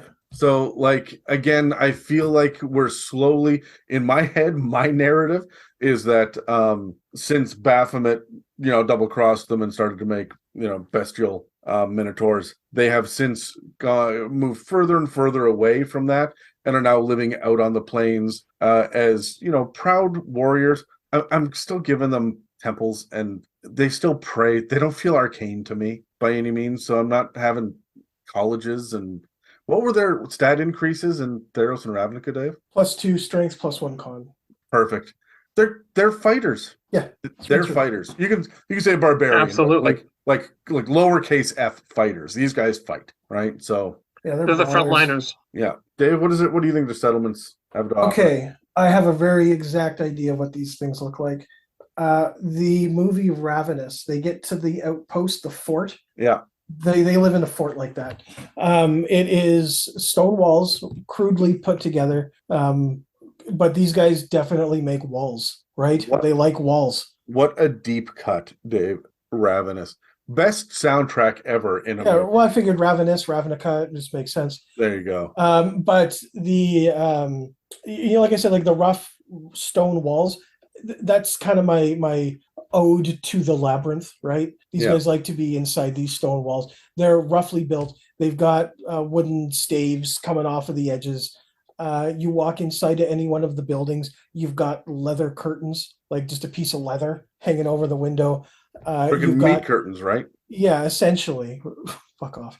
And they've got the large fire pit in the middle with like the forever stew brewing in the middle, that kind of thing, right? So it's very early 1800s fort to Okay. me, if that makes sense. That absolutely does. And I'm thinking along the same lines of both of you. It's a simple settlement, super simple. But one of the big things I would say is, like you said, Dave, it's fenced in. It's whether it's stone walls or a wooden palisade. It is fenced in to give this idea of almost that it's the ode to the labyrinth, but it's almost as if they have a fear of all open spaces and where they settle. They need to have that confining space around their settlement, whatever it is. I like I the think- idea of your level 1 party showing up in this Minotaur fort, and they've got to like cat and mouse their way around this kind of thing, right? It's not a labyrinth, but you're essentially making it one. Honestly, I think that speaks to the nature of them being melee fighters as well as not liking open spaces, right? Like Yeah. they're not going to want to be caught out on an open battlefield out in the plains and stuff. Even if they've got a city in the plains, they will wall it in, tall walls, narrow spaces. They are pretty comfortable if both of their shoulders are touching a wall. Oh, absolutely. They're used to being considered a wall themselves. Mm-hmm. When I look at the party roles, so here's the next question: the party roles, what would they be particularly well suited to fill? I mean, they're frontline fighters. Clearly, they're frontline fighters. I don't mind them being a paladin or a cleric, even a ranger, but they're not a druid. Like, I don't see them ever being a full spellcaster. A druid with shillelagh. Is there any other kind? I feel like these guys are barbarian and fighter, and they've got the gladiator background too, right? Like that's what they bring to the table is I will be the meat shield, and you guys can fight these things when I'm done tenderizing them with my knuckles. I don't mind monk for them either, by the way, just because I've got a lot of cool movement shit going on. So I would grab a monk and throw mobility feat on them, or the mobile feat, or sentry as well, just for like pure battlefield control. I think would be really interesting with these guys. Yeah, they plug a hallway nicely. Yeah, Dave, do you have any Absolutely. more insights on the party roles? Yeah, these guys are not spellcasters. I mean, I disagree. I think they could be druids. In fact, if they were going to be any kind of spellcaster, that's the one. You mean, yeah, like a full caster? Yeah, Yeah. I'm fine with that. Or they've fallen back into worshiping Baphomet and they're warlocks. Yeah, of course, kind of the dark magics kind of thing. Yeah. But yeah, they are frontline. I probably wouldn't make them a paladin unless they were like a paladin of Mogus and Theros or something like that. You got to theme it right. But they're Theros aside, they're not particularly pious. Well, remember, paladins don't need gods anymore in 5th ed, Dave. Okay. So they like I could see an oath of conquest, oath of vengeance. Sure, you could make a half sorcerer, half bard Minotaur if you wanted, right? Like you can, anything is possible. Just, I mean, the answer is you make them a cleric, so you've got a holy cow. and that's all we have for today's episode of the It's a Night podcast. Check in next week, where I will Tyler, not be here because I fucking quit. Tyler, do you have any insights on party roles for them, or have we pretty much covered it? I think we covered it. Like, these guys are the tank, honestly. Like, as you said, any character can be anything. But if we're thinking stereotypically, these guys are suited to be the tank, the meat shield. I'll draw their attention while you all do your other funky shit. Dave, Unlike the Centaur, they're going to be able to, or wanting to carry the items too. They're going to be able to be that little bit of a pack mule. Although they don't get that large creature bonus, because I mean they do get up to like 8 feet tall. That's bizarre that they don't. I feel like they really should. Yeah, even like I felt maybe the Monster Manual one, the OG one could have, but the problem is that the playable race already gets so many other things that something had to give, right? But it's all horn based. Take one of them away. Yes, I agree. Dave, were there any naming conventions for them that you ran across?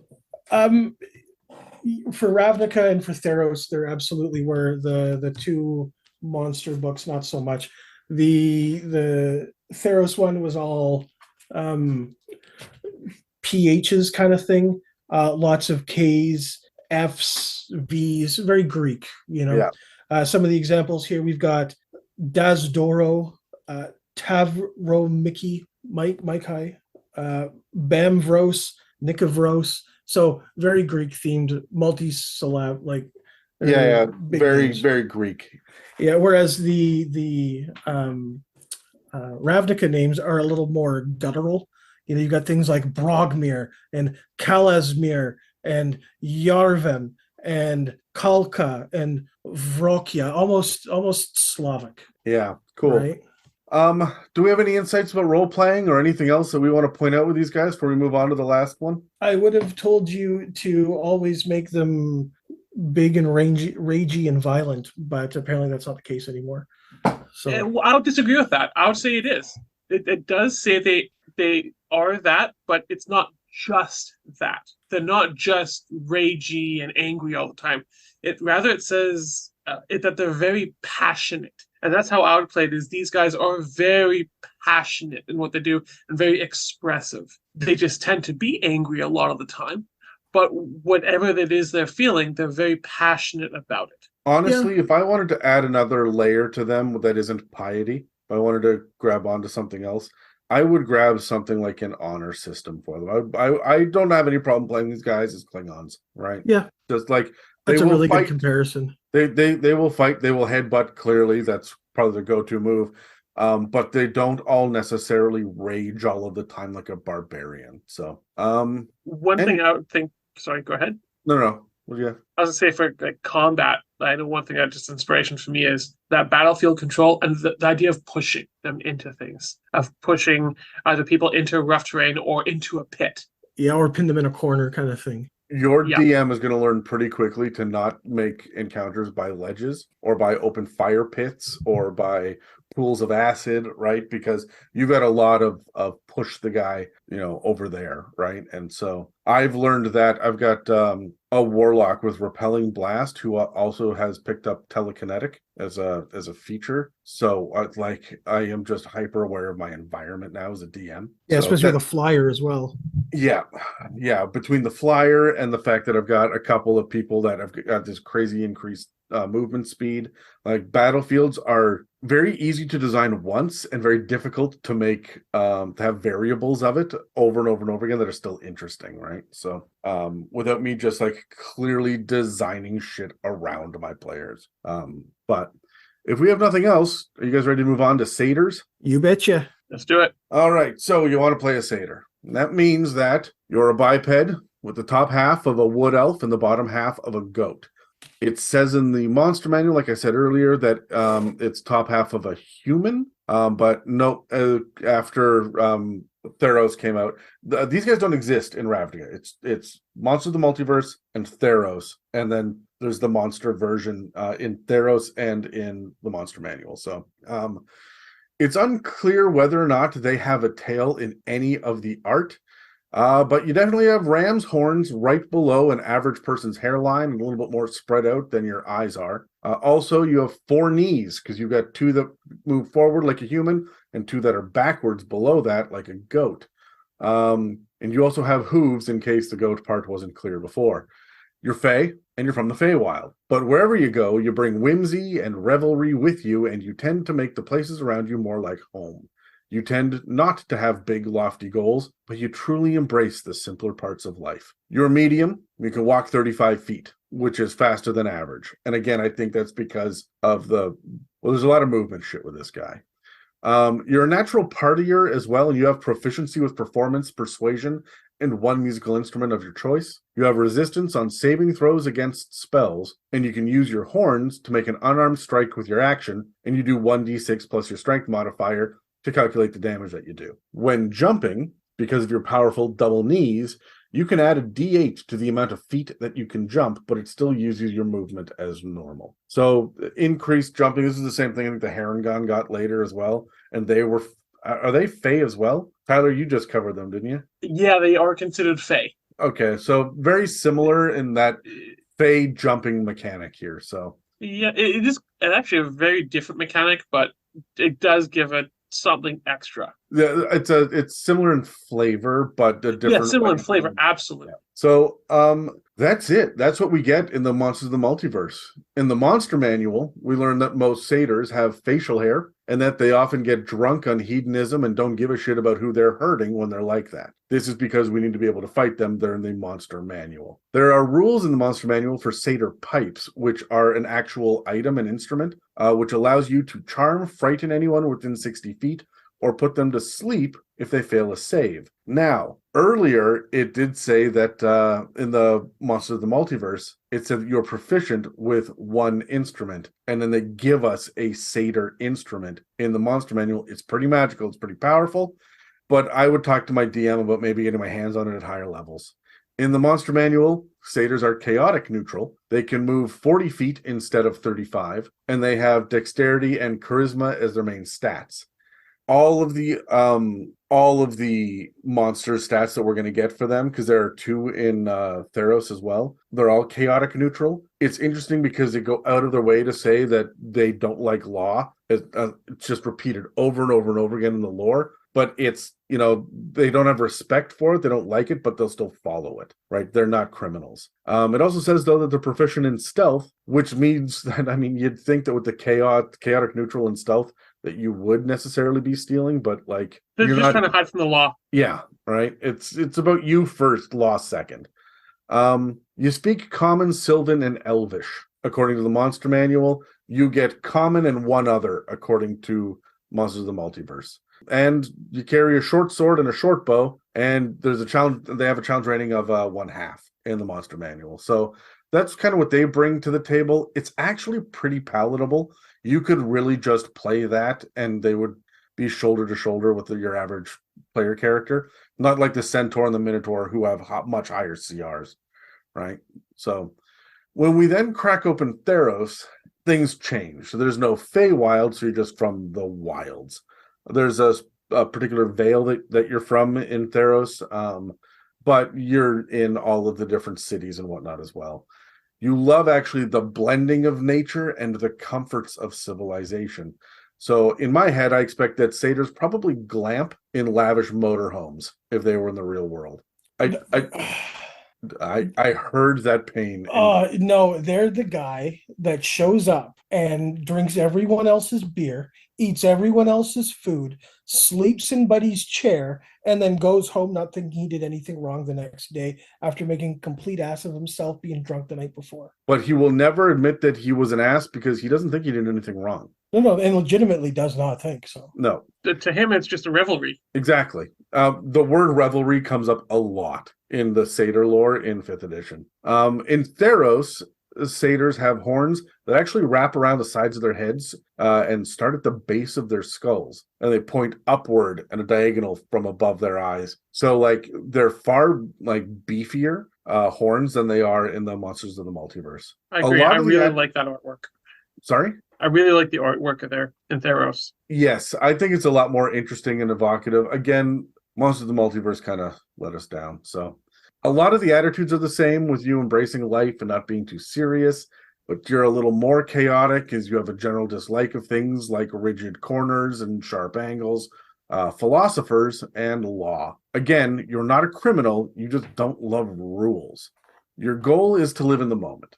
Don't dwell on the past. Don't worry about the future. To some outsiders, this feels a lot like debauchery. But for you, this hedonism is more about relaxation, fun, and pleasure. You just don't have any use for social standings, honor, riches, or wealth, right? Like it's about having a good time right now. There is a D8 table for satyr eccentricities. And I'm going to roll on it because there are a couple of interesting ones. I'm going to roll once for each of us to find out what kind of satyr we would be. So for Tyler, a 3. Nothing wards off bad luck like a jolly dance. Amen to that. Dave, I rolled a 2. There isn't a tree or statue that isn't fun to climb. Truth. And I rolled an 8. If I have something really important to say, I always make sure to sing it. The other one, by the way, that I think really stands out to about half of our podcast hosts is, if stumped, I smoke a pipe. And if I'm going to smoke a pipe, it's going to be a splendid pipe. So there's some cool shit of this that I quite like. I'm going to jump ahead and just get the names out of the way right now. They have different female and male names, but no family names. There's no surnames here. So for the female names, it's a lot of stereotypical female names. It's Avra, Chara, Yana, Nikki, Tasia. Like they're lots of very vowels. soft sounds. Yeah, soft sounds, lots of vowels. Yeah, and always ending in an I or A or a combination of the two. When it comes to male names, we get things like, again, we're back into the Greek themes. Omeros, Spyro is one of them. Xenon, Kyriakos. Like it's very, very Greek themed here. But then we get nicknames like, and I want you to understand, I didn't write this. And I'm pretty sure that if you gave a satyr one of these names, they might castrate you in your sleep. Like Scrufflebutt, Skip Hoof, or Clip Clop. I'm telling you now, if you call my NPC satyr Clip Clop, we'll murder you. That is, I like Scuttlebutt. Scrufflebutt. Like there's some other ones too. Honestly, the one that I like the best is Knobblehorn. Jesus Christ. It's full of Flanderisms. Yeah, right. Also, I think that orange beard is offensive, but that's just me. I mean, I think people with orange beards are offensive. Bring it. When it comes to Theros, we actually get to find out that these guys were designed to have +2 in charisma and +1 in dexterity. That's kind of the flavor we're going with here. It really Which makes fits. sense because their bardy is all fuck. Yep. Also, they're usually chaotic good according to the lore, but like you do whatever the hell you want, right? Everything else says chaotic neutral, but we lean good when we're playing them, apparently.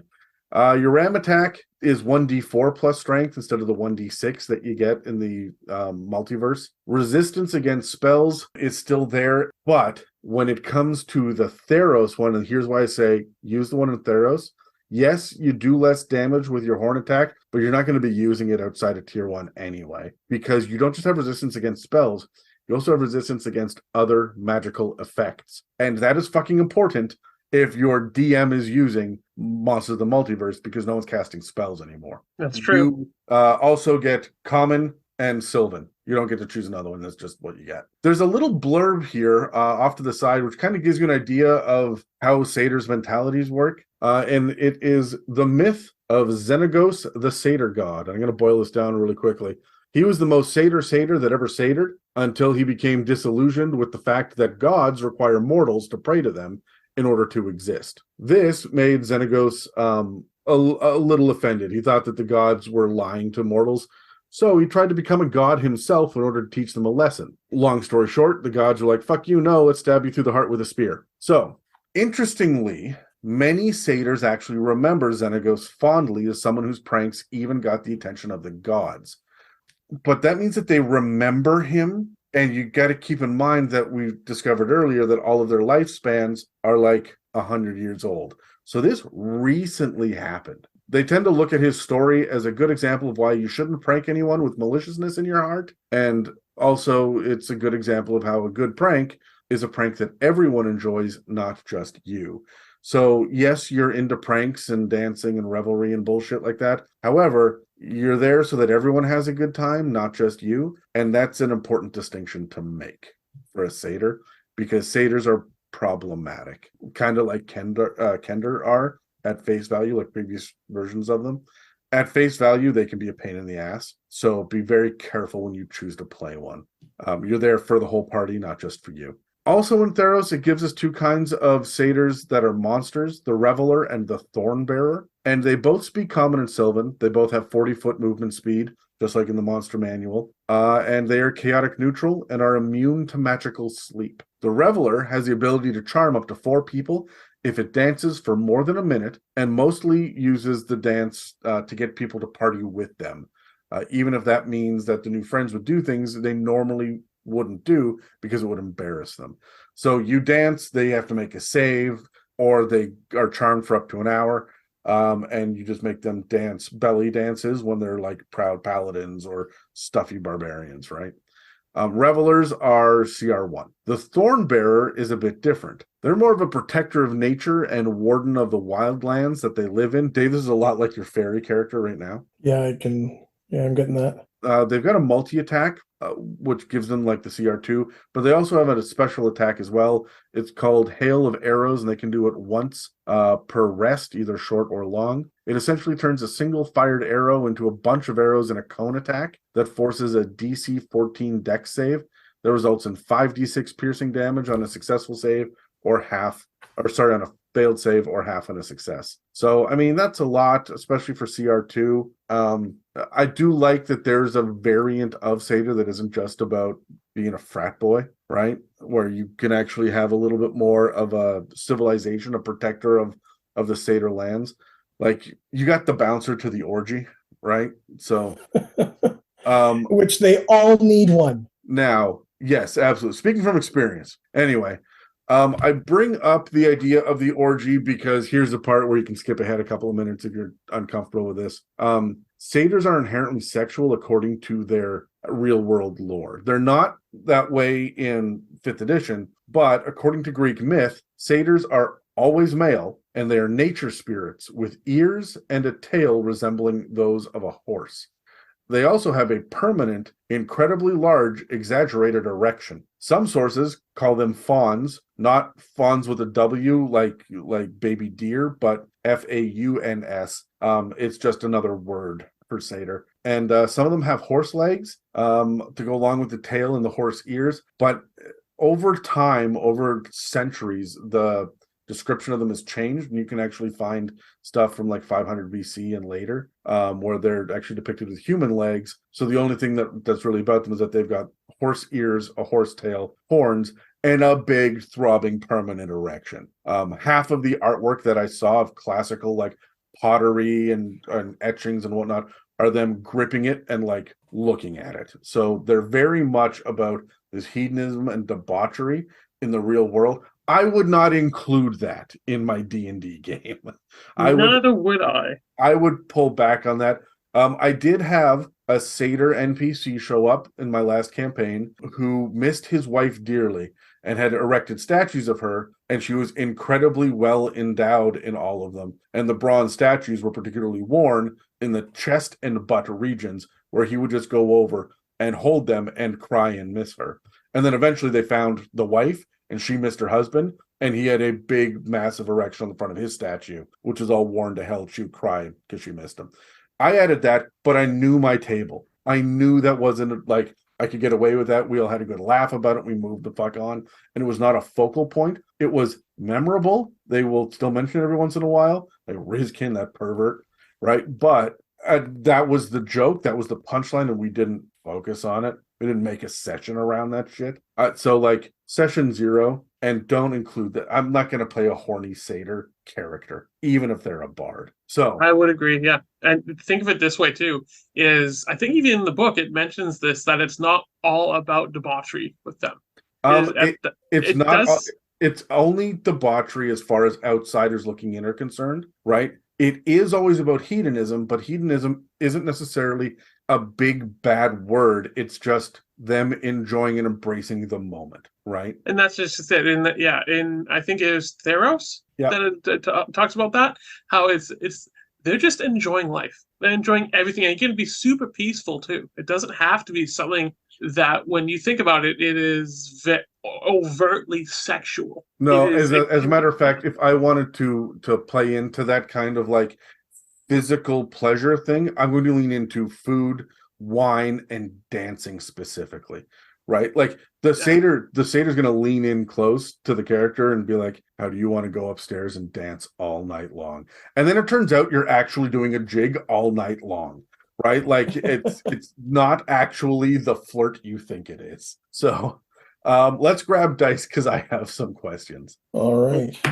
2. 1. I rolled a 19, so I waited until the very end for this. So best for last. Ask yourself questions. What do their settlements look like? I don't see them having a whole lot of the need of like privacy. If they've got an area, I think about it like this. When you come across a satyr encampment, it is a bonfire in the middle of a string of small like lean-tos and simplistic tents. And maybe they did it around some ruins so that there's some walls around, so that, you know what, this is boring, we can go over there and drink. Or, hey, let's go into this hut over here and we're all going to smoke our pipes together. Or like you can disappear from the party while still being in the party on the outskirts of it. But it's not like, well, this is my house, and down the street to the left is where John lives. It's none of that shit, right? So it's very much a party, like almost like Burning Man to a very, very smaller degree, and not as much ecstasy. Well, no, not as much ecstasy. Are you sure? Not as much of the drug ecstasy. I'm sure that there's a little pinky in the butthole ecstasy somewhere, but like, is that what ecstasy is to you? What, am I doing it wrong? No. To each their own. But no, I do see, like, I really do like the metaphor of the thorn bearers being the bouncers on the outside of the party. We protect the ability, we respect and love the living in the moment, the revelry, the party. and we're going to host it, right? The person that has the least amount of fun at any given party is the host, right? That's the general consensus. And I think that's true of the Thorn Bearers. So like when they're protecting their civilization, the civilization is a little party town. Think about it as if you had a bonfire in the middle of the second story of a university dormitory. Yeah. Right. That's kind of the feel I'm going for Satyr settlement. Dave, you're next. What do you got? Honestly, I feel like these guys don't really have their own.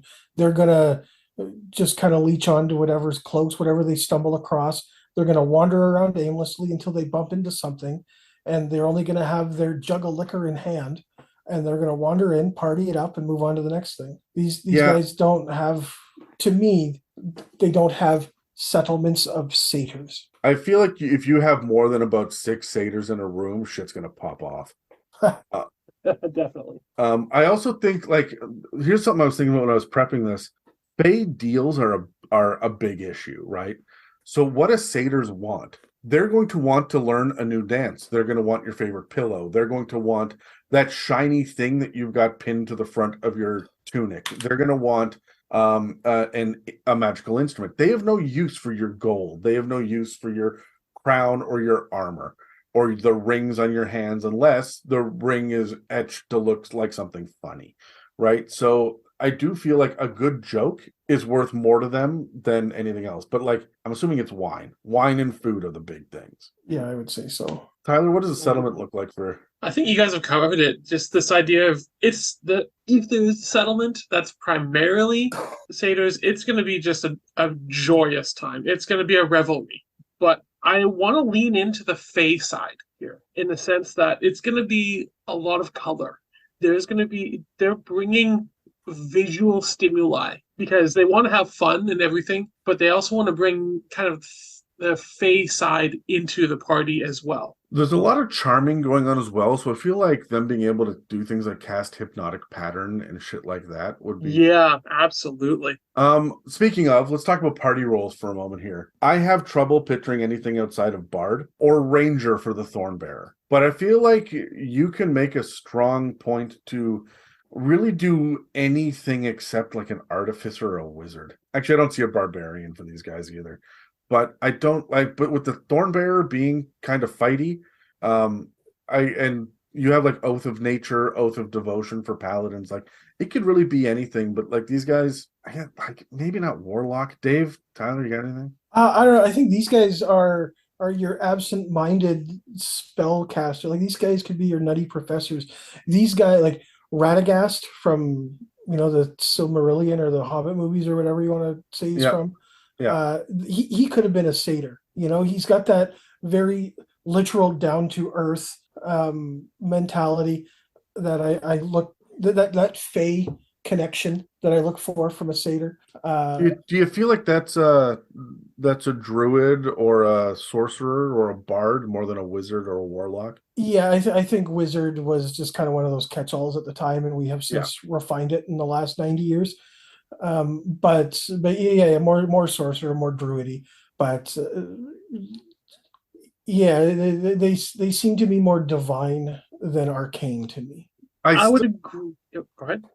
I just saw Tyler start to say I would agree, and I was about to say I agree.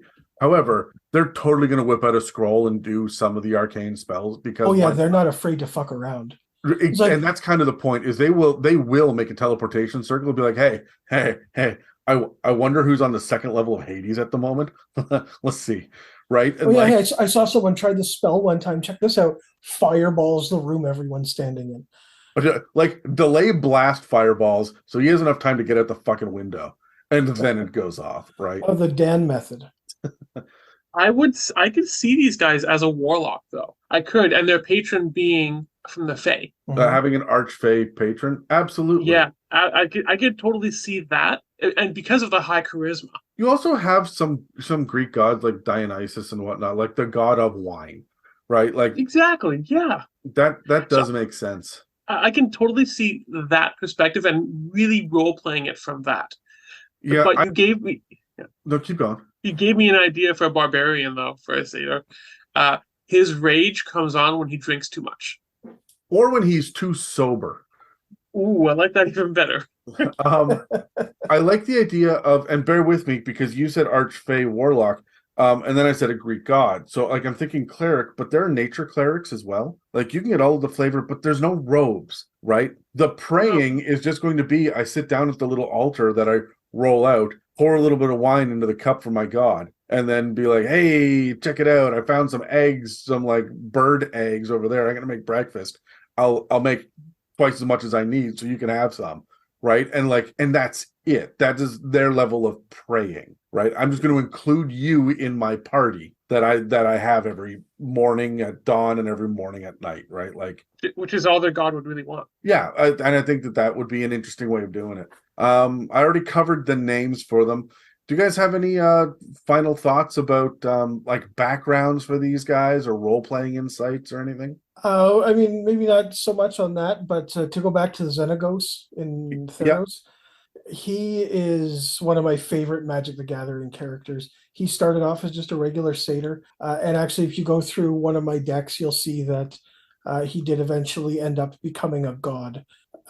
He became the god of revelry. Now, that isn't Dungeons and Dragons canon, that's Magic the Gathering canon, so it's a little bit different. But the Magic the Gathering version of Xenagos, he is a lot of fun. If you're looking for an NPC, go look into him because there's a lot of rich history from him from the Magic the Gathering. I think he does eventually become a planeswalker, even he has a very robust story.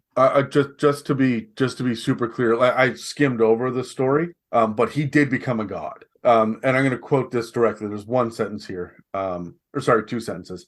His victory shook the pantheon, but his victory was short-lived. Heliod, who is the big god, is the Zeus, right? But who's also a sun god, dispatched his champion, Elspeth, who faced many trials but ultimately killed the god satyr by driving the spear called Godsend through his heart. Which is Heliod's weapon. Yes, but so he was actually killed, but I'm sure he was brought back. Like, that doesn't last long. That death is cheap for gods in D&D and Magic the Gathering. So I was about to say D&D in general. Yeah. Any final thoughts, Tyler? I have one, and it was just more of an idea for an NPC. Since these guys can be quite eccentric, I almost picture an NPC being almost a fashion designer kind of person, and I could see him as a great quest giver for your side quests. Go fetch me this. Get me this pelt by any means necessary. Like, I want to use a satyr now as an NPC for the random quests that he wants you to go get stuff. And sure, it's a great playable character, yes, but I want also to use this guy as an NPC. One of the things that I want to bring up is the idea that at face value, these guys feel like they've got ADHD. They're going to go from one thing to another and be consistently moving around the party, but that's really not how they are. In fact, it's quite the opposite.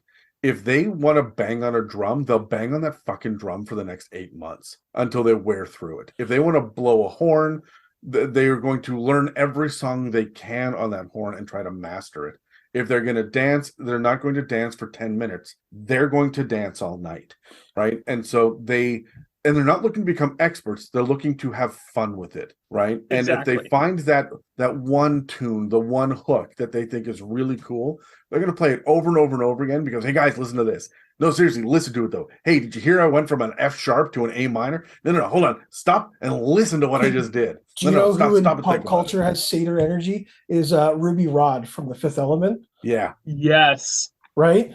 Yeah. Everything goes pop, pop, pop. Also, speaking of pop pop, I would say that Magnitude from Community has satyr energy. Yeah. But like, there's some really good examples in pop culture of satyrs. But like, besides Puck, have we gotten a satyr recently in pop culture? I mean, Pan's Labyrinth, sort of. I guess. Like, but that was not the kind of satyr that we're used to, right? So that was more creepy. Well, horror. It depends how far back you want to go, because I know you have Narnia. The Chronicles of Narnia had it in there. And... Oh yeah, they first stumble across him when they. What's his name? Mr. Tumnus. Yes. So there are some good examples out there. I mean, they're loosely based on Pan as well. Did you know that according to some scholars, I ran across this. I didn't think it was really necessary, but I'm going to bring it up anyway before we move on. According to some scholars, it was the satyr, the imagery of a satyr and the debauchery and the hedonism that actually gave the imagery of Lucifer and Satan to a lot of Christian artists, which is why the horns and the cloven feet are a part of this. And that's where the artists in, like around the Middle Ages and like medieval artists started to really lean into these pagan gods, and Pan being one of the most popular ones, who looks like a satyr. There's some blending of iconography there as well, which I thought was really, really interesting. That's why the horns are specifically the way that they are, and the cloven feet are the way that they are in a lot of those old like depictions. The artwork. Yeah, Yeah. In the artwork. Like, no commentary whatsoever on the Christian beliefs. The artwork was very satyr inspired, which I thought was kind of wild, right? So I agree. Anyway, before we wrap this episode up, let's cut to our last ad break. If you've been inspired by the conversation in this episode, please feel free to reach out and share your creativity and ideas with us and the rest of the community. You can reach us on Facebook and Instagram, or on our subreddit r/itsAmimic. Also, if you're feeling particularly generous, please follow and subscribe, and leave us positive reviews, likes, and comments. Engagements like that help us pop up on search engines and keep this show running. So guys, I really want to emphasize here these three classes and these three, I guess, ideas that you could pull from them. There's a lot that you can do with it. I would heavily recommend for players, communicate with your DMs. Please do that, because there's a lot you can do here. And as we've seen, there's differences between the Theros, Ravnica, and also the newest one, Monsters of the Multiverse. There's a lot of differences here. So we want to really nail down, what are you doing? Talk to your DM and have fun with it. Take these guys and have fun with it. Or be creative with it. Make it your own, but just be communicative. There's going to be a lot of miscommunication about intention if you are operating out of the wrong book, or if you come at it with a classic idea of what a Centaur, a Minotaur, a Satyr are, and then you look in the book and be like, oh, wait a minute, that's not really what it is. So upon character creation, it is very important to talk to your DM. You're 100% right. Dave, do you have any final thoughts?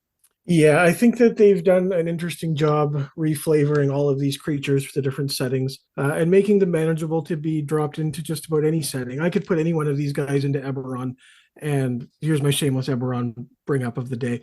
And they wouldn't feel out of place, right? They did a good job doing that.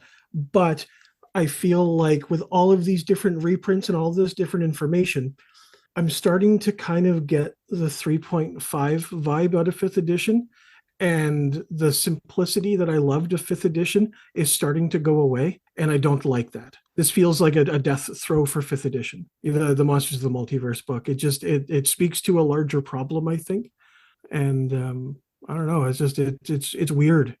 It seems so off base. The problem is that they are rewriting things instead of adding to it. And whenever they do a rewrite, that adds a complication. It adds a level of depth that we don't need. Like, 5th ed is shallow. That's what I'm saying. Like the things that made this so much, the stuff that made me want to switch from 3.5 to 5th edition, I left a lot of stuff on the table switching over to this, but the benefits are starting to go to the wayside because of all of this new information, all of this, yes, but. Well, is it this one? Is it this one? There was no room for miscommunication before. Now there is a plethora of it. Like, it's just, Well, the edition has gone on too long, right? Yeah. Like, we're revisiting things that didn't need to be revisited. No, they're fucking this up. Yeah. Incidentally, sorry, because someone's going to be in the middle of typing an angry comment. Hobgoblins are not Fey. I said they are earlier. They now have Fey ancestry and they get Fey gift, but they're still just humanoids. They're That goblins. seems problematic for different reasons. Yeah. Also, according to Monsters of the Multiverse, orcs are now blue. Did you see I the saw orc that. They're not artwork? even gray or green or anything. Yeah, like it's Flavor it to what you want. Yeah. Sure. So that's all for our discussion on Centaurs, Minotaurs, and Satyrs. Make sure that you subscribe or follow and check back regularly to see what inspirations and insights we'll have for you in the future. Thank you for listening to another episode of the It's a Mimic podcast.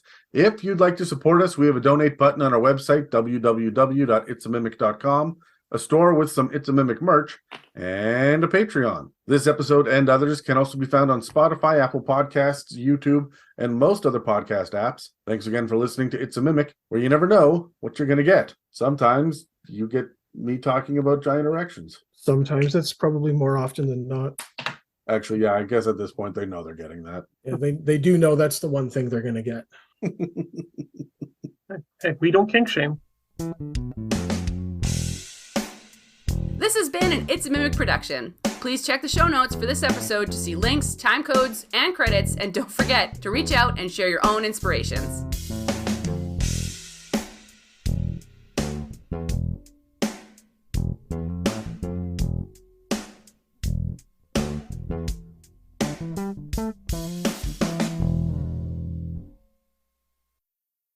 Hey, normally this is where we would have a bunch of bloopers or a few outtakes or just an extra little bit of info tacked on to the end of the episode. But Tyler and Dave were surprisingly on task and focused. And with the exception of a couple of little flubs on their own personal scripts, there was really nothing to put here that's hilarious or funny.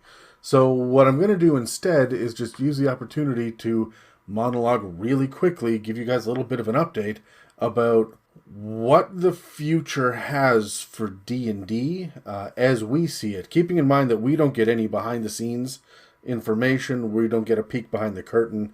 This is all speculation based on decades worth of paying attention to how models like Wizards of the Coast's Dungeons and Dragons works.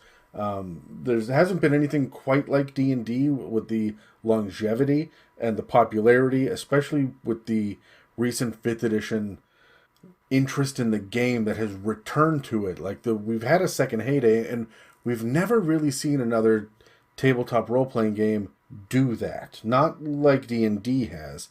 It's had a couple of resurgences, I guess you could call it. But I've been talking to Dan, I've been talking to Dave, I've been talking to a bunch of people that have been paying attention since at least 3rd edition, if not longer than that, or have a decent history of D&D or other role-playing intellectual properties, and we're looking at a strange trend right now, and I just want to throw out a bit of a warning. 2023 has been an odd year for Dungeons & Dragons. There's been a number of major missteps made by Wizards of the Coast. From the racial insensitivities to the huge fuck up with the AI art in Big B's Glory of the Giants. There's been the whole OGL shit. We had some internal conversations about whether or not we were going to just completely give up on D&D altogether and either pivot the podcast or end it altogether. Now, we're sticking with D&D, but it's very, very telling that we went from Keys from the Golden Vault in February to not another release until August, and then they're hitting us August, September, October, November with books that are frankly half finished, with AI art in Big B's and the small page count that we're getting in all of the other books. It looks like we're going to have another one of these more styled and substance box sets with Planescape. And God, I hope I'm wrong. I hope when it gets released that I will be wrong on that. But I don't think I am. And it feels like all of this shit is getting rushed out. It doesn't seem to have a whole lot of oversight. Very few things recently have seemed to have a whole lot of oversight when it comes to things like the Hadozi or the AI generated art, or just the fact that there are weird little inconsistencies even in the PDFs that are released, or the D&D Beyond exclusive releases. They released D&D Beyond exclusive content for how to include Minecraft monsters for Dungeons & Dragons 5th edition. So there are Minecraft monsters, including the Creeper and stuff, that have stat blocks. It was released as a PDF, and it still exists. You can search for it on D&D Beyond, but it's not actually promoted anywhere. there doesn't seem to be that level of oversight. And whether they're focused too much on the virtual tabletop they're trying to get running, or integrating new kinds of ways to interact with their interfaces with D&D Beyond, if they're focused on one D&D or whatever that's going to be, which, by the way, those play tests have been further and further apart, and there's been less and less talk about them. It feels to me like they're very clearly pushing towards something in particular, a new style of Dungeons and Dragons, and they're wrapping up all of their old ideas. So this conversation that I'm having with you right now is, we will be releasing Legend Lore episodes as close as we possibly can to the release dates, starting now, of these 4 fall episodes these 4 fall books, I guess, that we are going to get. It's Bigby's Glory of the Giants, or Bigby Presents the Glory of the Giants, the Fandelver and Below, which at first glance seems to be an okay product. A little short for my taste, but it seems to be okay. It's just another adventure. And then there's Planescape, and then the Book of Many Things, which, as far as I can tell from the releases and the public statements about it, this is just going to be a product where you get a physical deck of many things, plus a bunch of other stuff, and then a book on how to run it. How they're going to fluff up past 100 pages on the deck of many things is going to be wild. We've just run a couple of episodes on it on the Patreon. I sat down with Mieko. We went through the deck of many things and the deck of many fates. The deck of many fates being like a secondary product from a third party that's been coupled with the deck of many things. And like, it's interesting, it's neat. I've got thoughts about it, about how to use this properly. And I'm not sure that I could... I'm long-winded. I don't think I could fill 240 pages on the deck of many things. I can't imagine what the Book of Many Things is going to have to offer, and it just seems to be a supplement. And then we get this really conflicting, weird stuff about the future of D&D and what they're going to do after they re-release the core rulebooks. You'll notice the core rulebooks are being pushed further and further back in 2024 without any concrete date being given. And the adventures that they were talking about before, they were ramping us up, they've now just been silent on. So I assume that the first half of 2024 is not going to have a whole lot of much of anything, except maybe promotional this, or special like dice sets, or plushies, or they'll re-release the Waterdeep as a double compendium. It's like, it'll be something like that. Or it's going to be, here's another book of maps, or here's a journal for Dungeon Masters. Just that really shitty, basic, ancillary nonsense that they keep trying to get us to buy. And it's all overpriced just because it has a D&D label on it. And I think that with the 4 books getting rushed through the end of this year, and utter silence about the release dates moving forward. By the way, they had said that we were going to have a big Vecna book. We were going to have a big Red Wizards of Thay book. They were all going to be interconnected, and there would be a massive overarching storyline moving forward that would take us essentially plane hopping, which makes sense if you think about the fact that they've given us Spelljammer and Planescape, and they're really starting to build up this idea of the multiverse. They re-released the half of the monsters that existed out there in a new book with new lore that's just more agnostic, so that we could go to different planets and see these different things and go to different realms and interact in different ways. And they have these big, grand, sweeping plans, and then they have shit the bed publicly.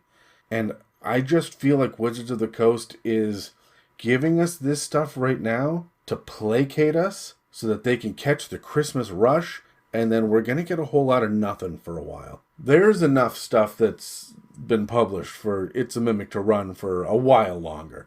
We don't need any new publications, but I'm glad to have them. Anything is better than nothing, even if, well, not anything. The racist Hadozi shit was not okay. But any uninspired or minimalistic publication, the little bits and scraps and pieces we got through Spelljammer is enough for me to extrapolate and talk about, and we can get episodes out of it. I could be inspired from my home brew. I could even run the mini adventure and I'll actually kind of like it probably. But there's years and years of content that's already been published, so I'm not bemoaning Dungeons and Dragons. I'm just saying that we're at a bit of a weird point. Don't spend your money until you know what you're buying. As we come to the end of one era and we launch another one, what we've seen in the past, whether it was 3.5 or 4th edition, we have seen them shit the bed on the later publications, that the ball's already rolling, the wheels are in motion, it's time to push this thing out and forward. We can't stop it. People have been paid. We got to do it.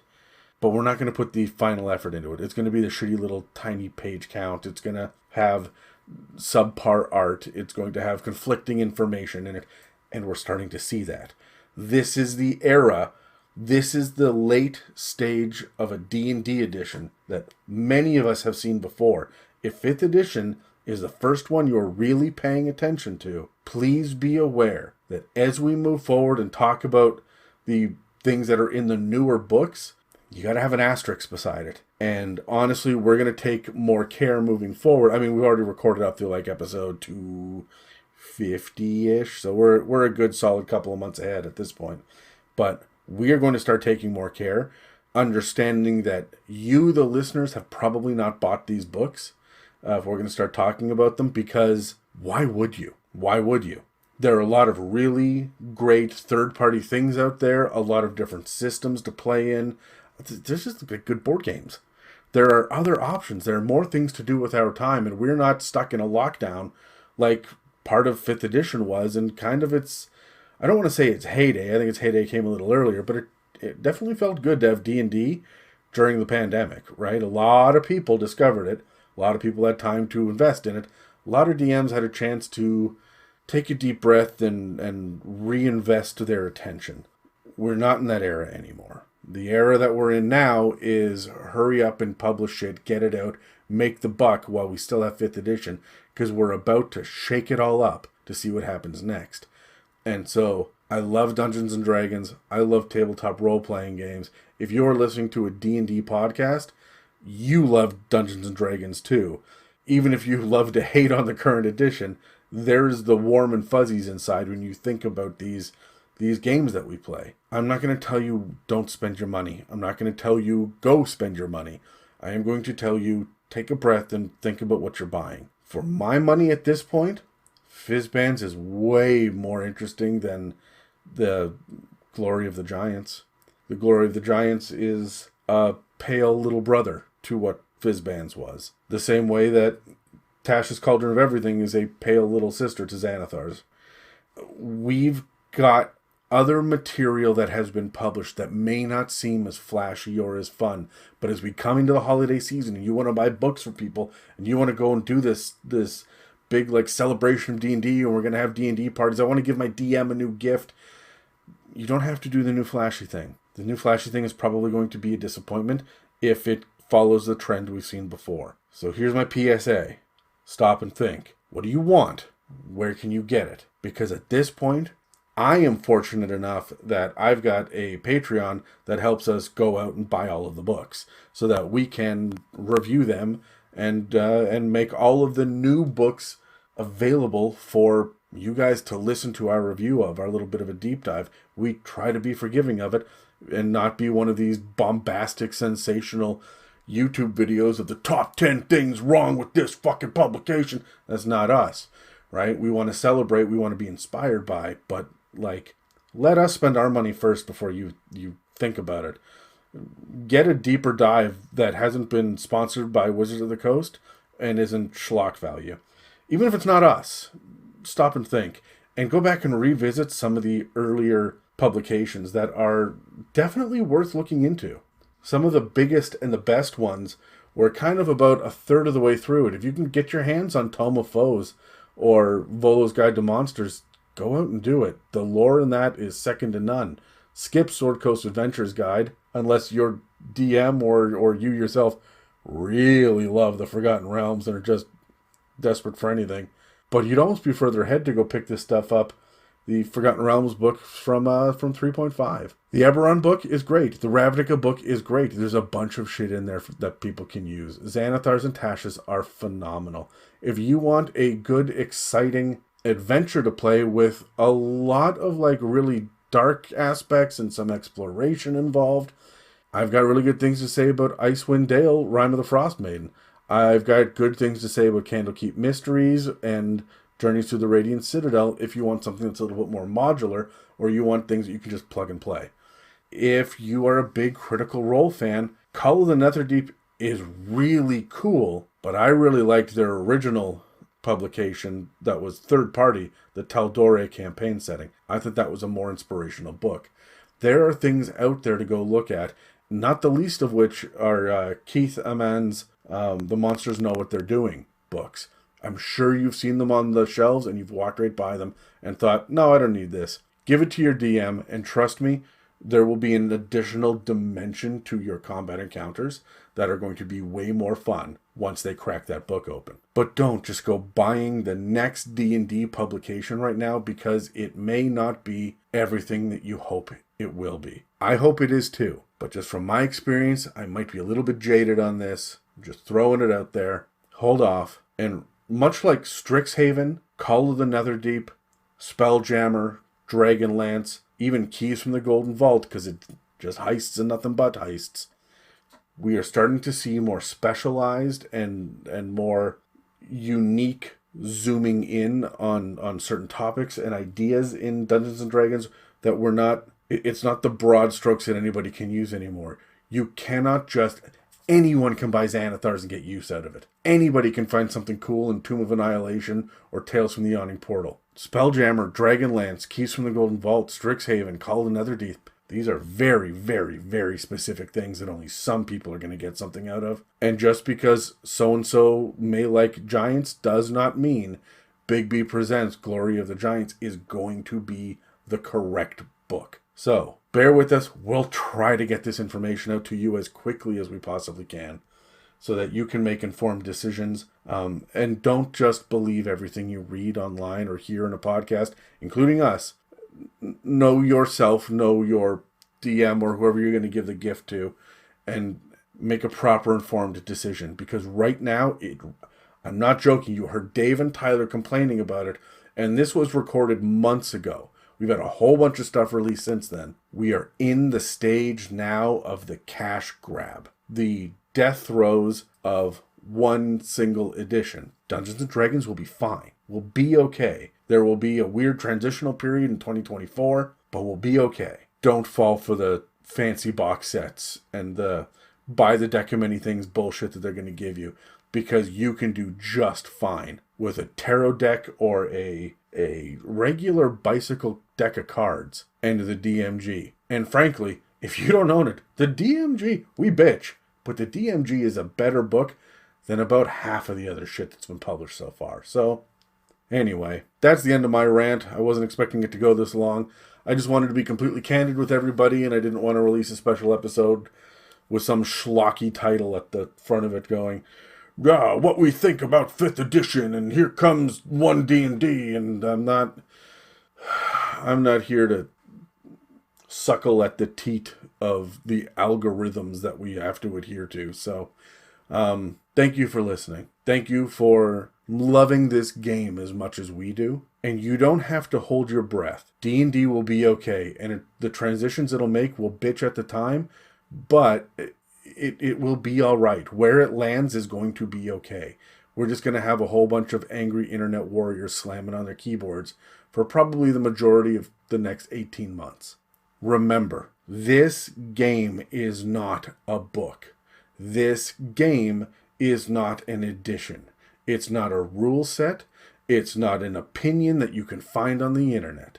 This game is not theory crafting, min-maxing, busting out DPS, or any other mathematical or logistical issues. As much as I will talk about advantage and disadvantage versus plus and minus numerical values, that's not what D&D is.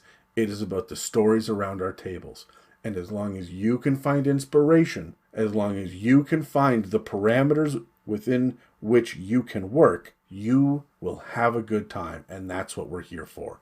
The storytelling, the connections with our friends and other people, and getting the opportunity to be our creative selves, playing characters that we wouldn't otherwise get to play. And no update to any Minotaur, Centaur, or Satyr is going to change our fun on that.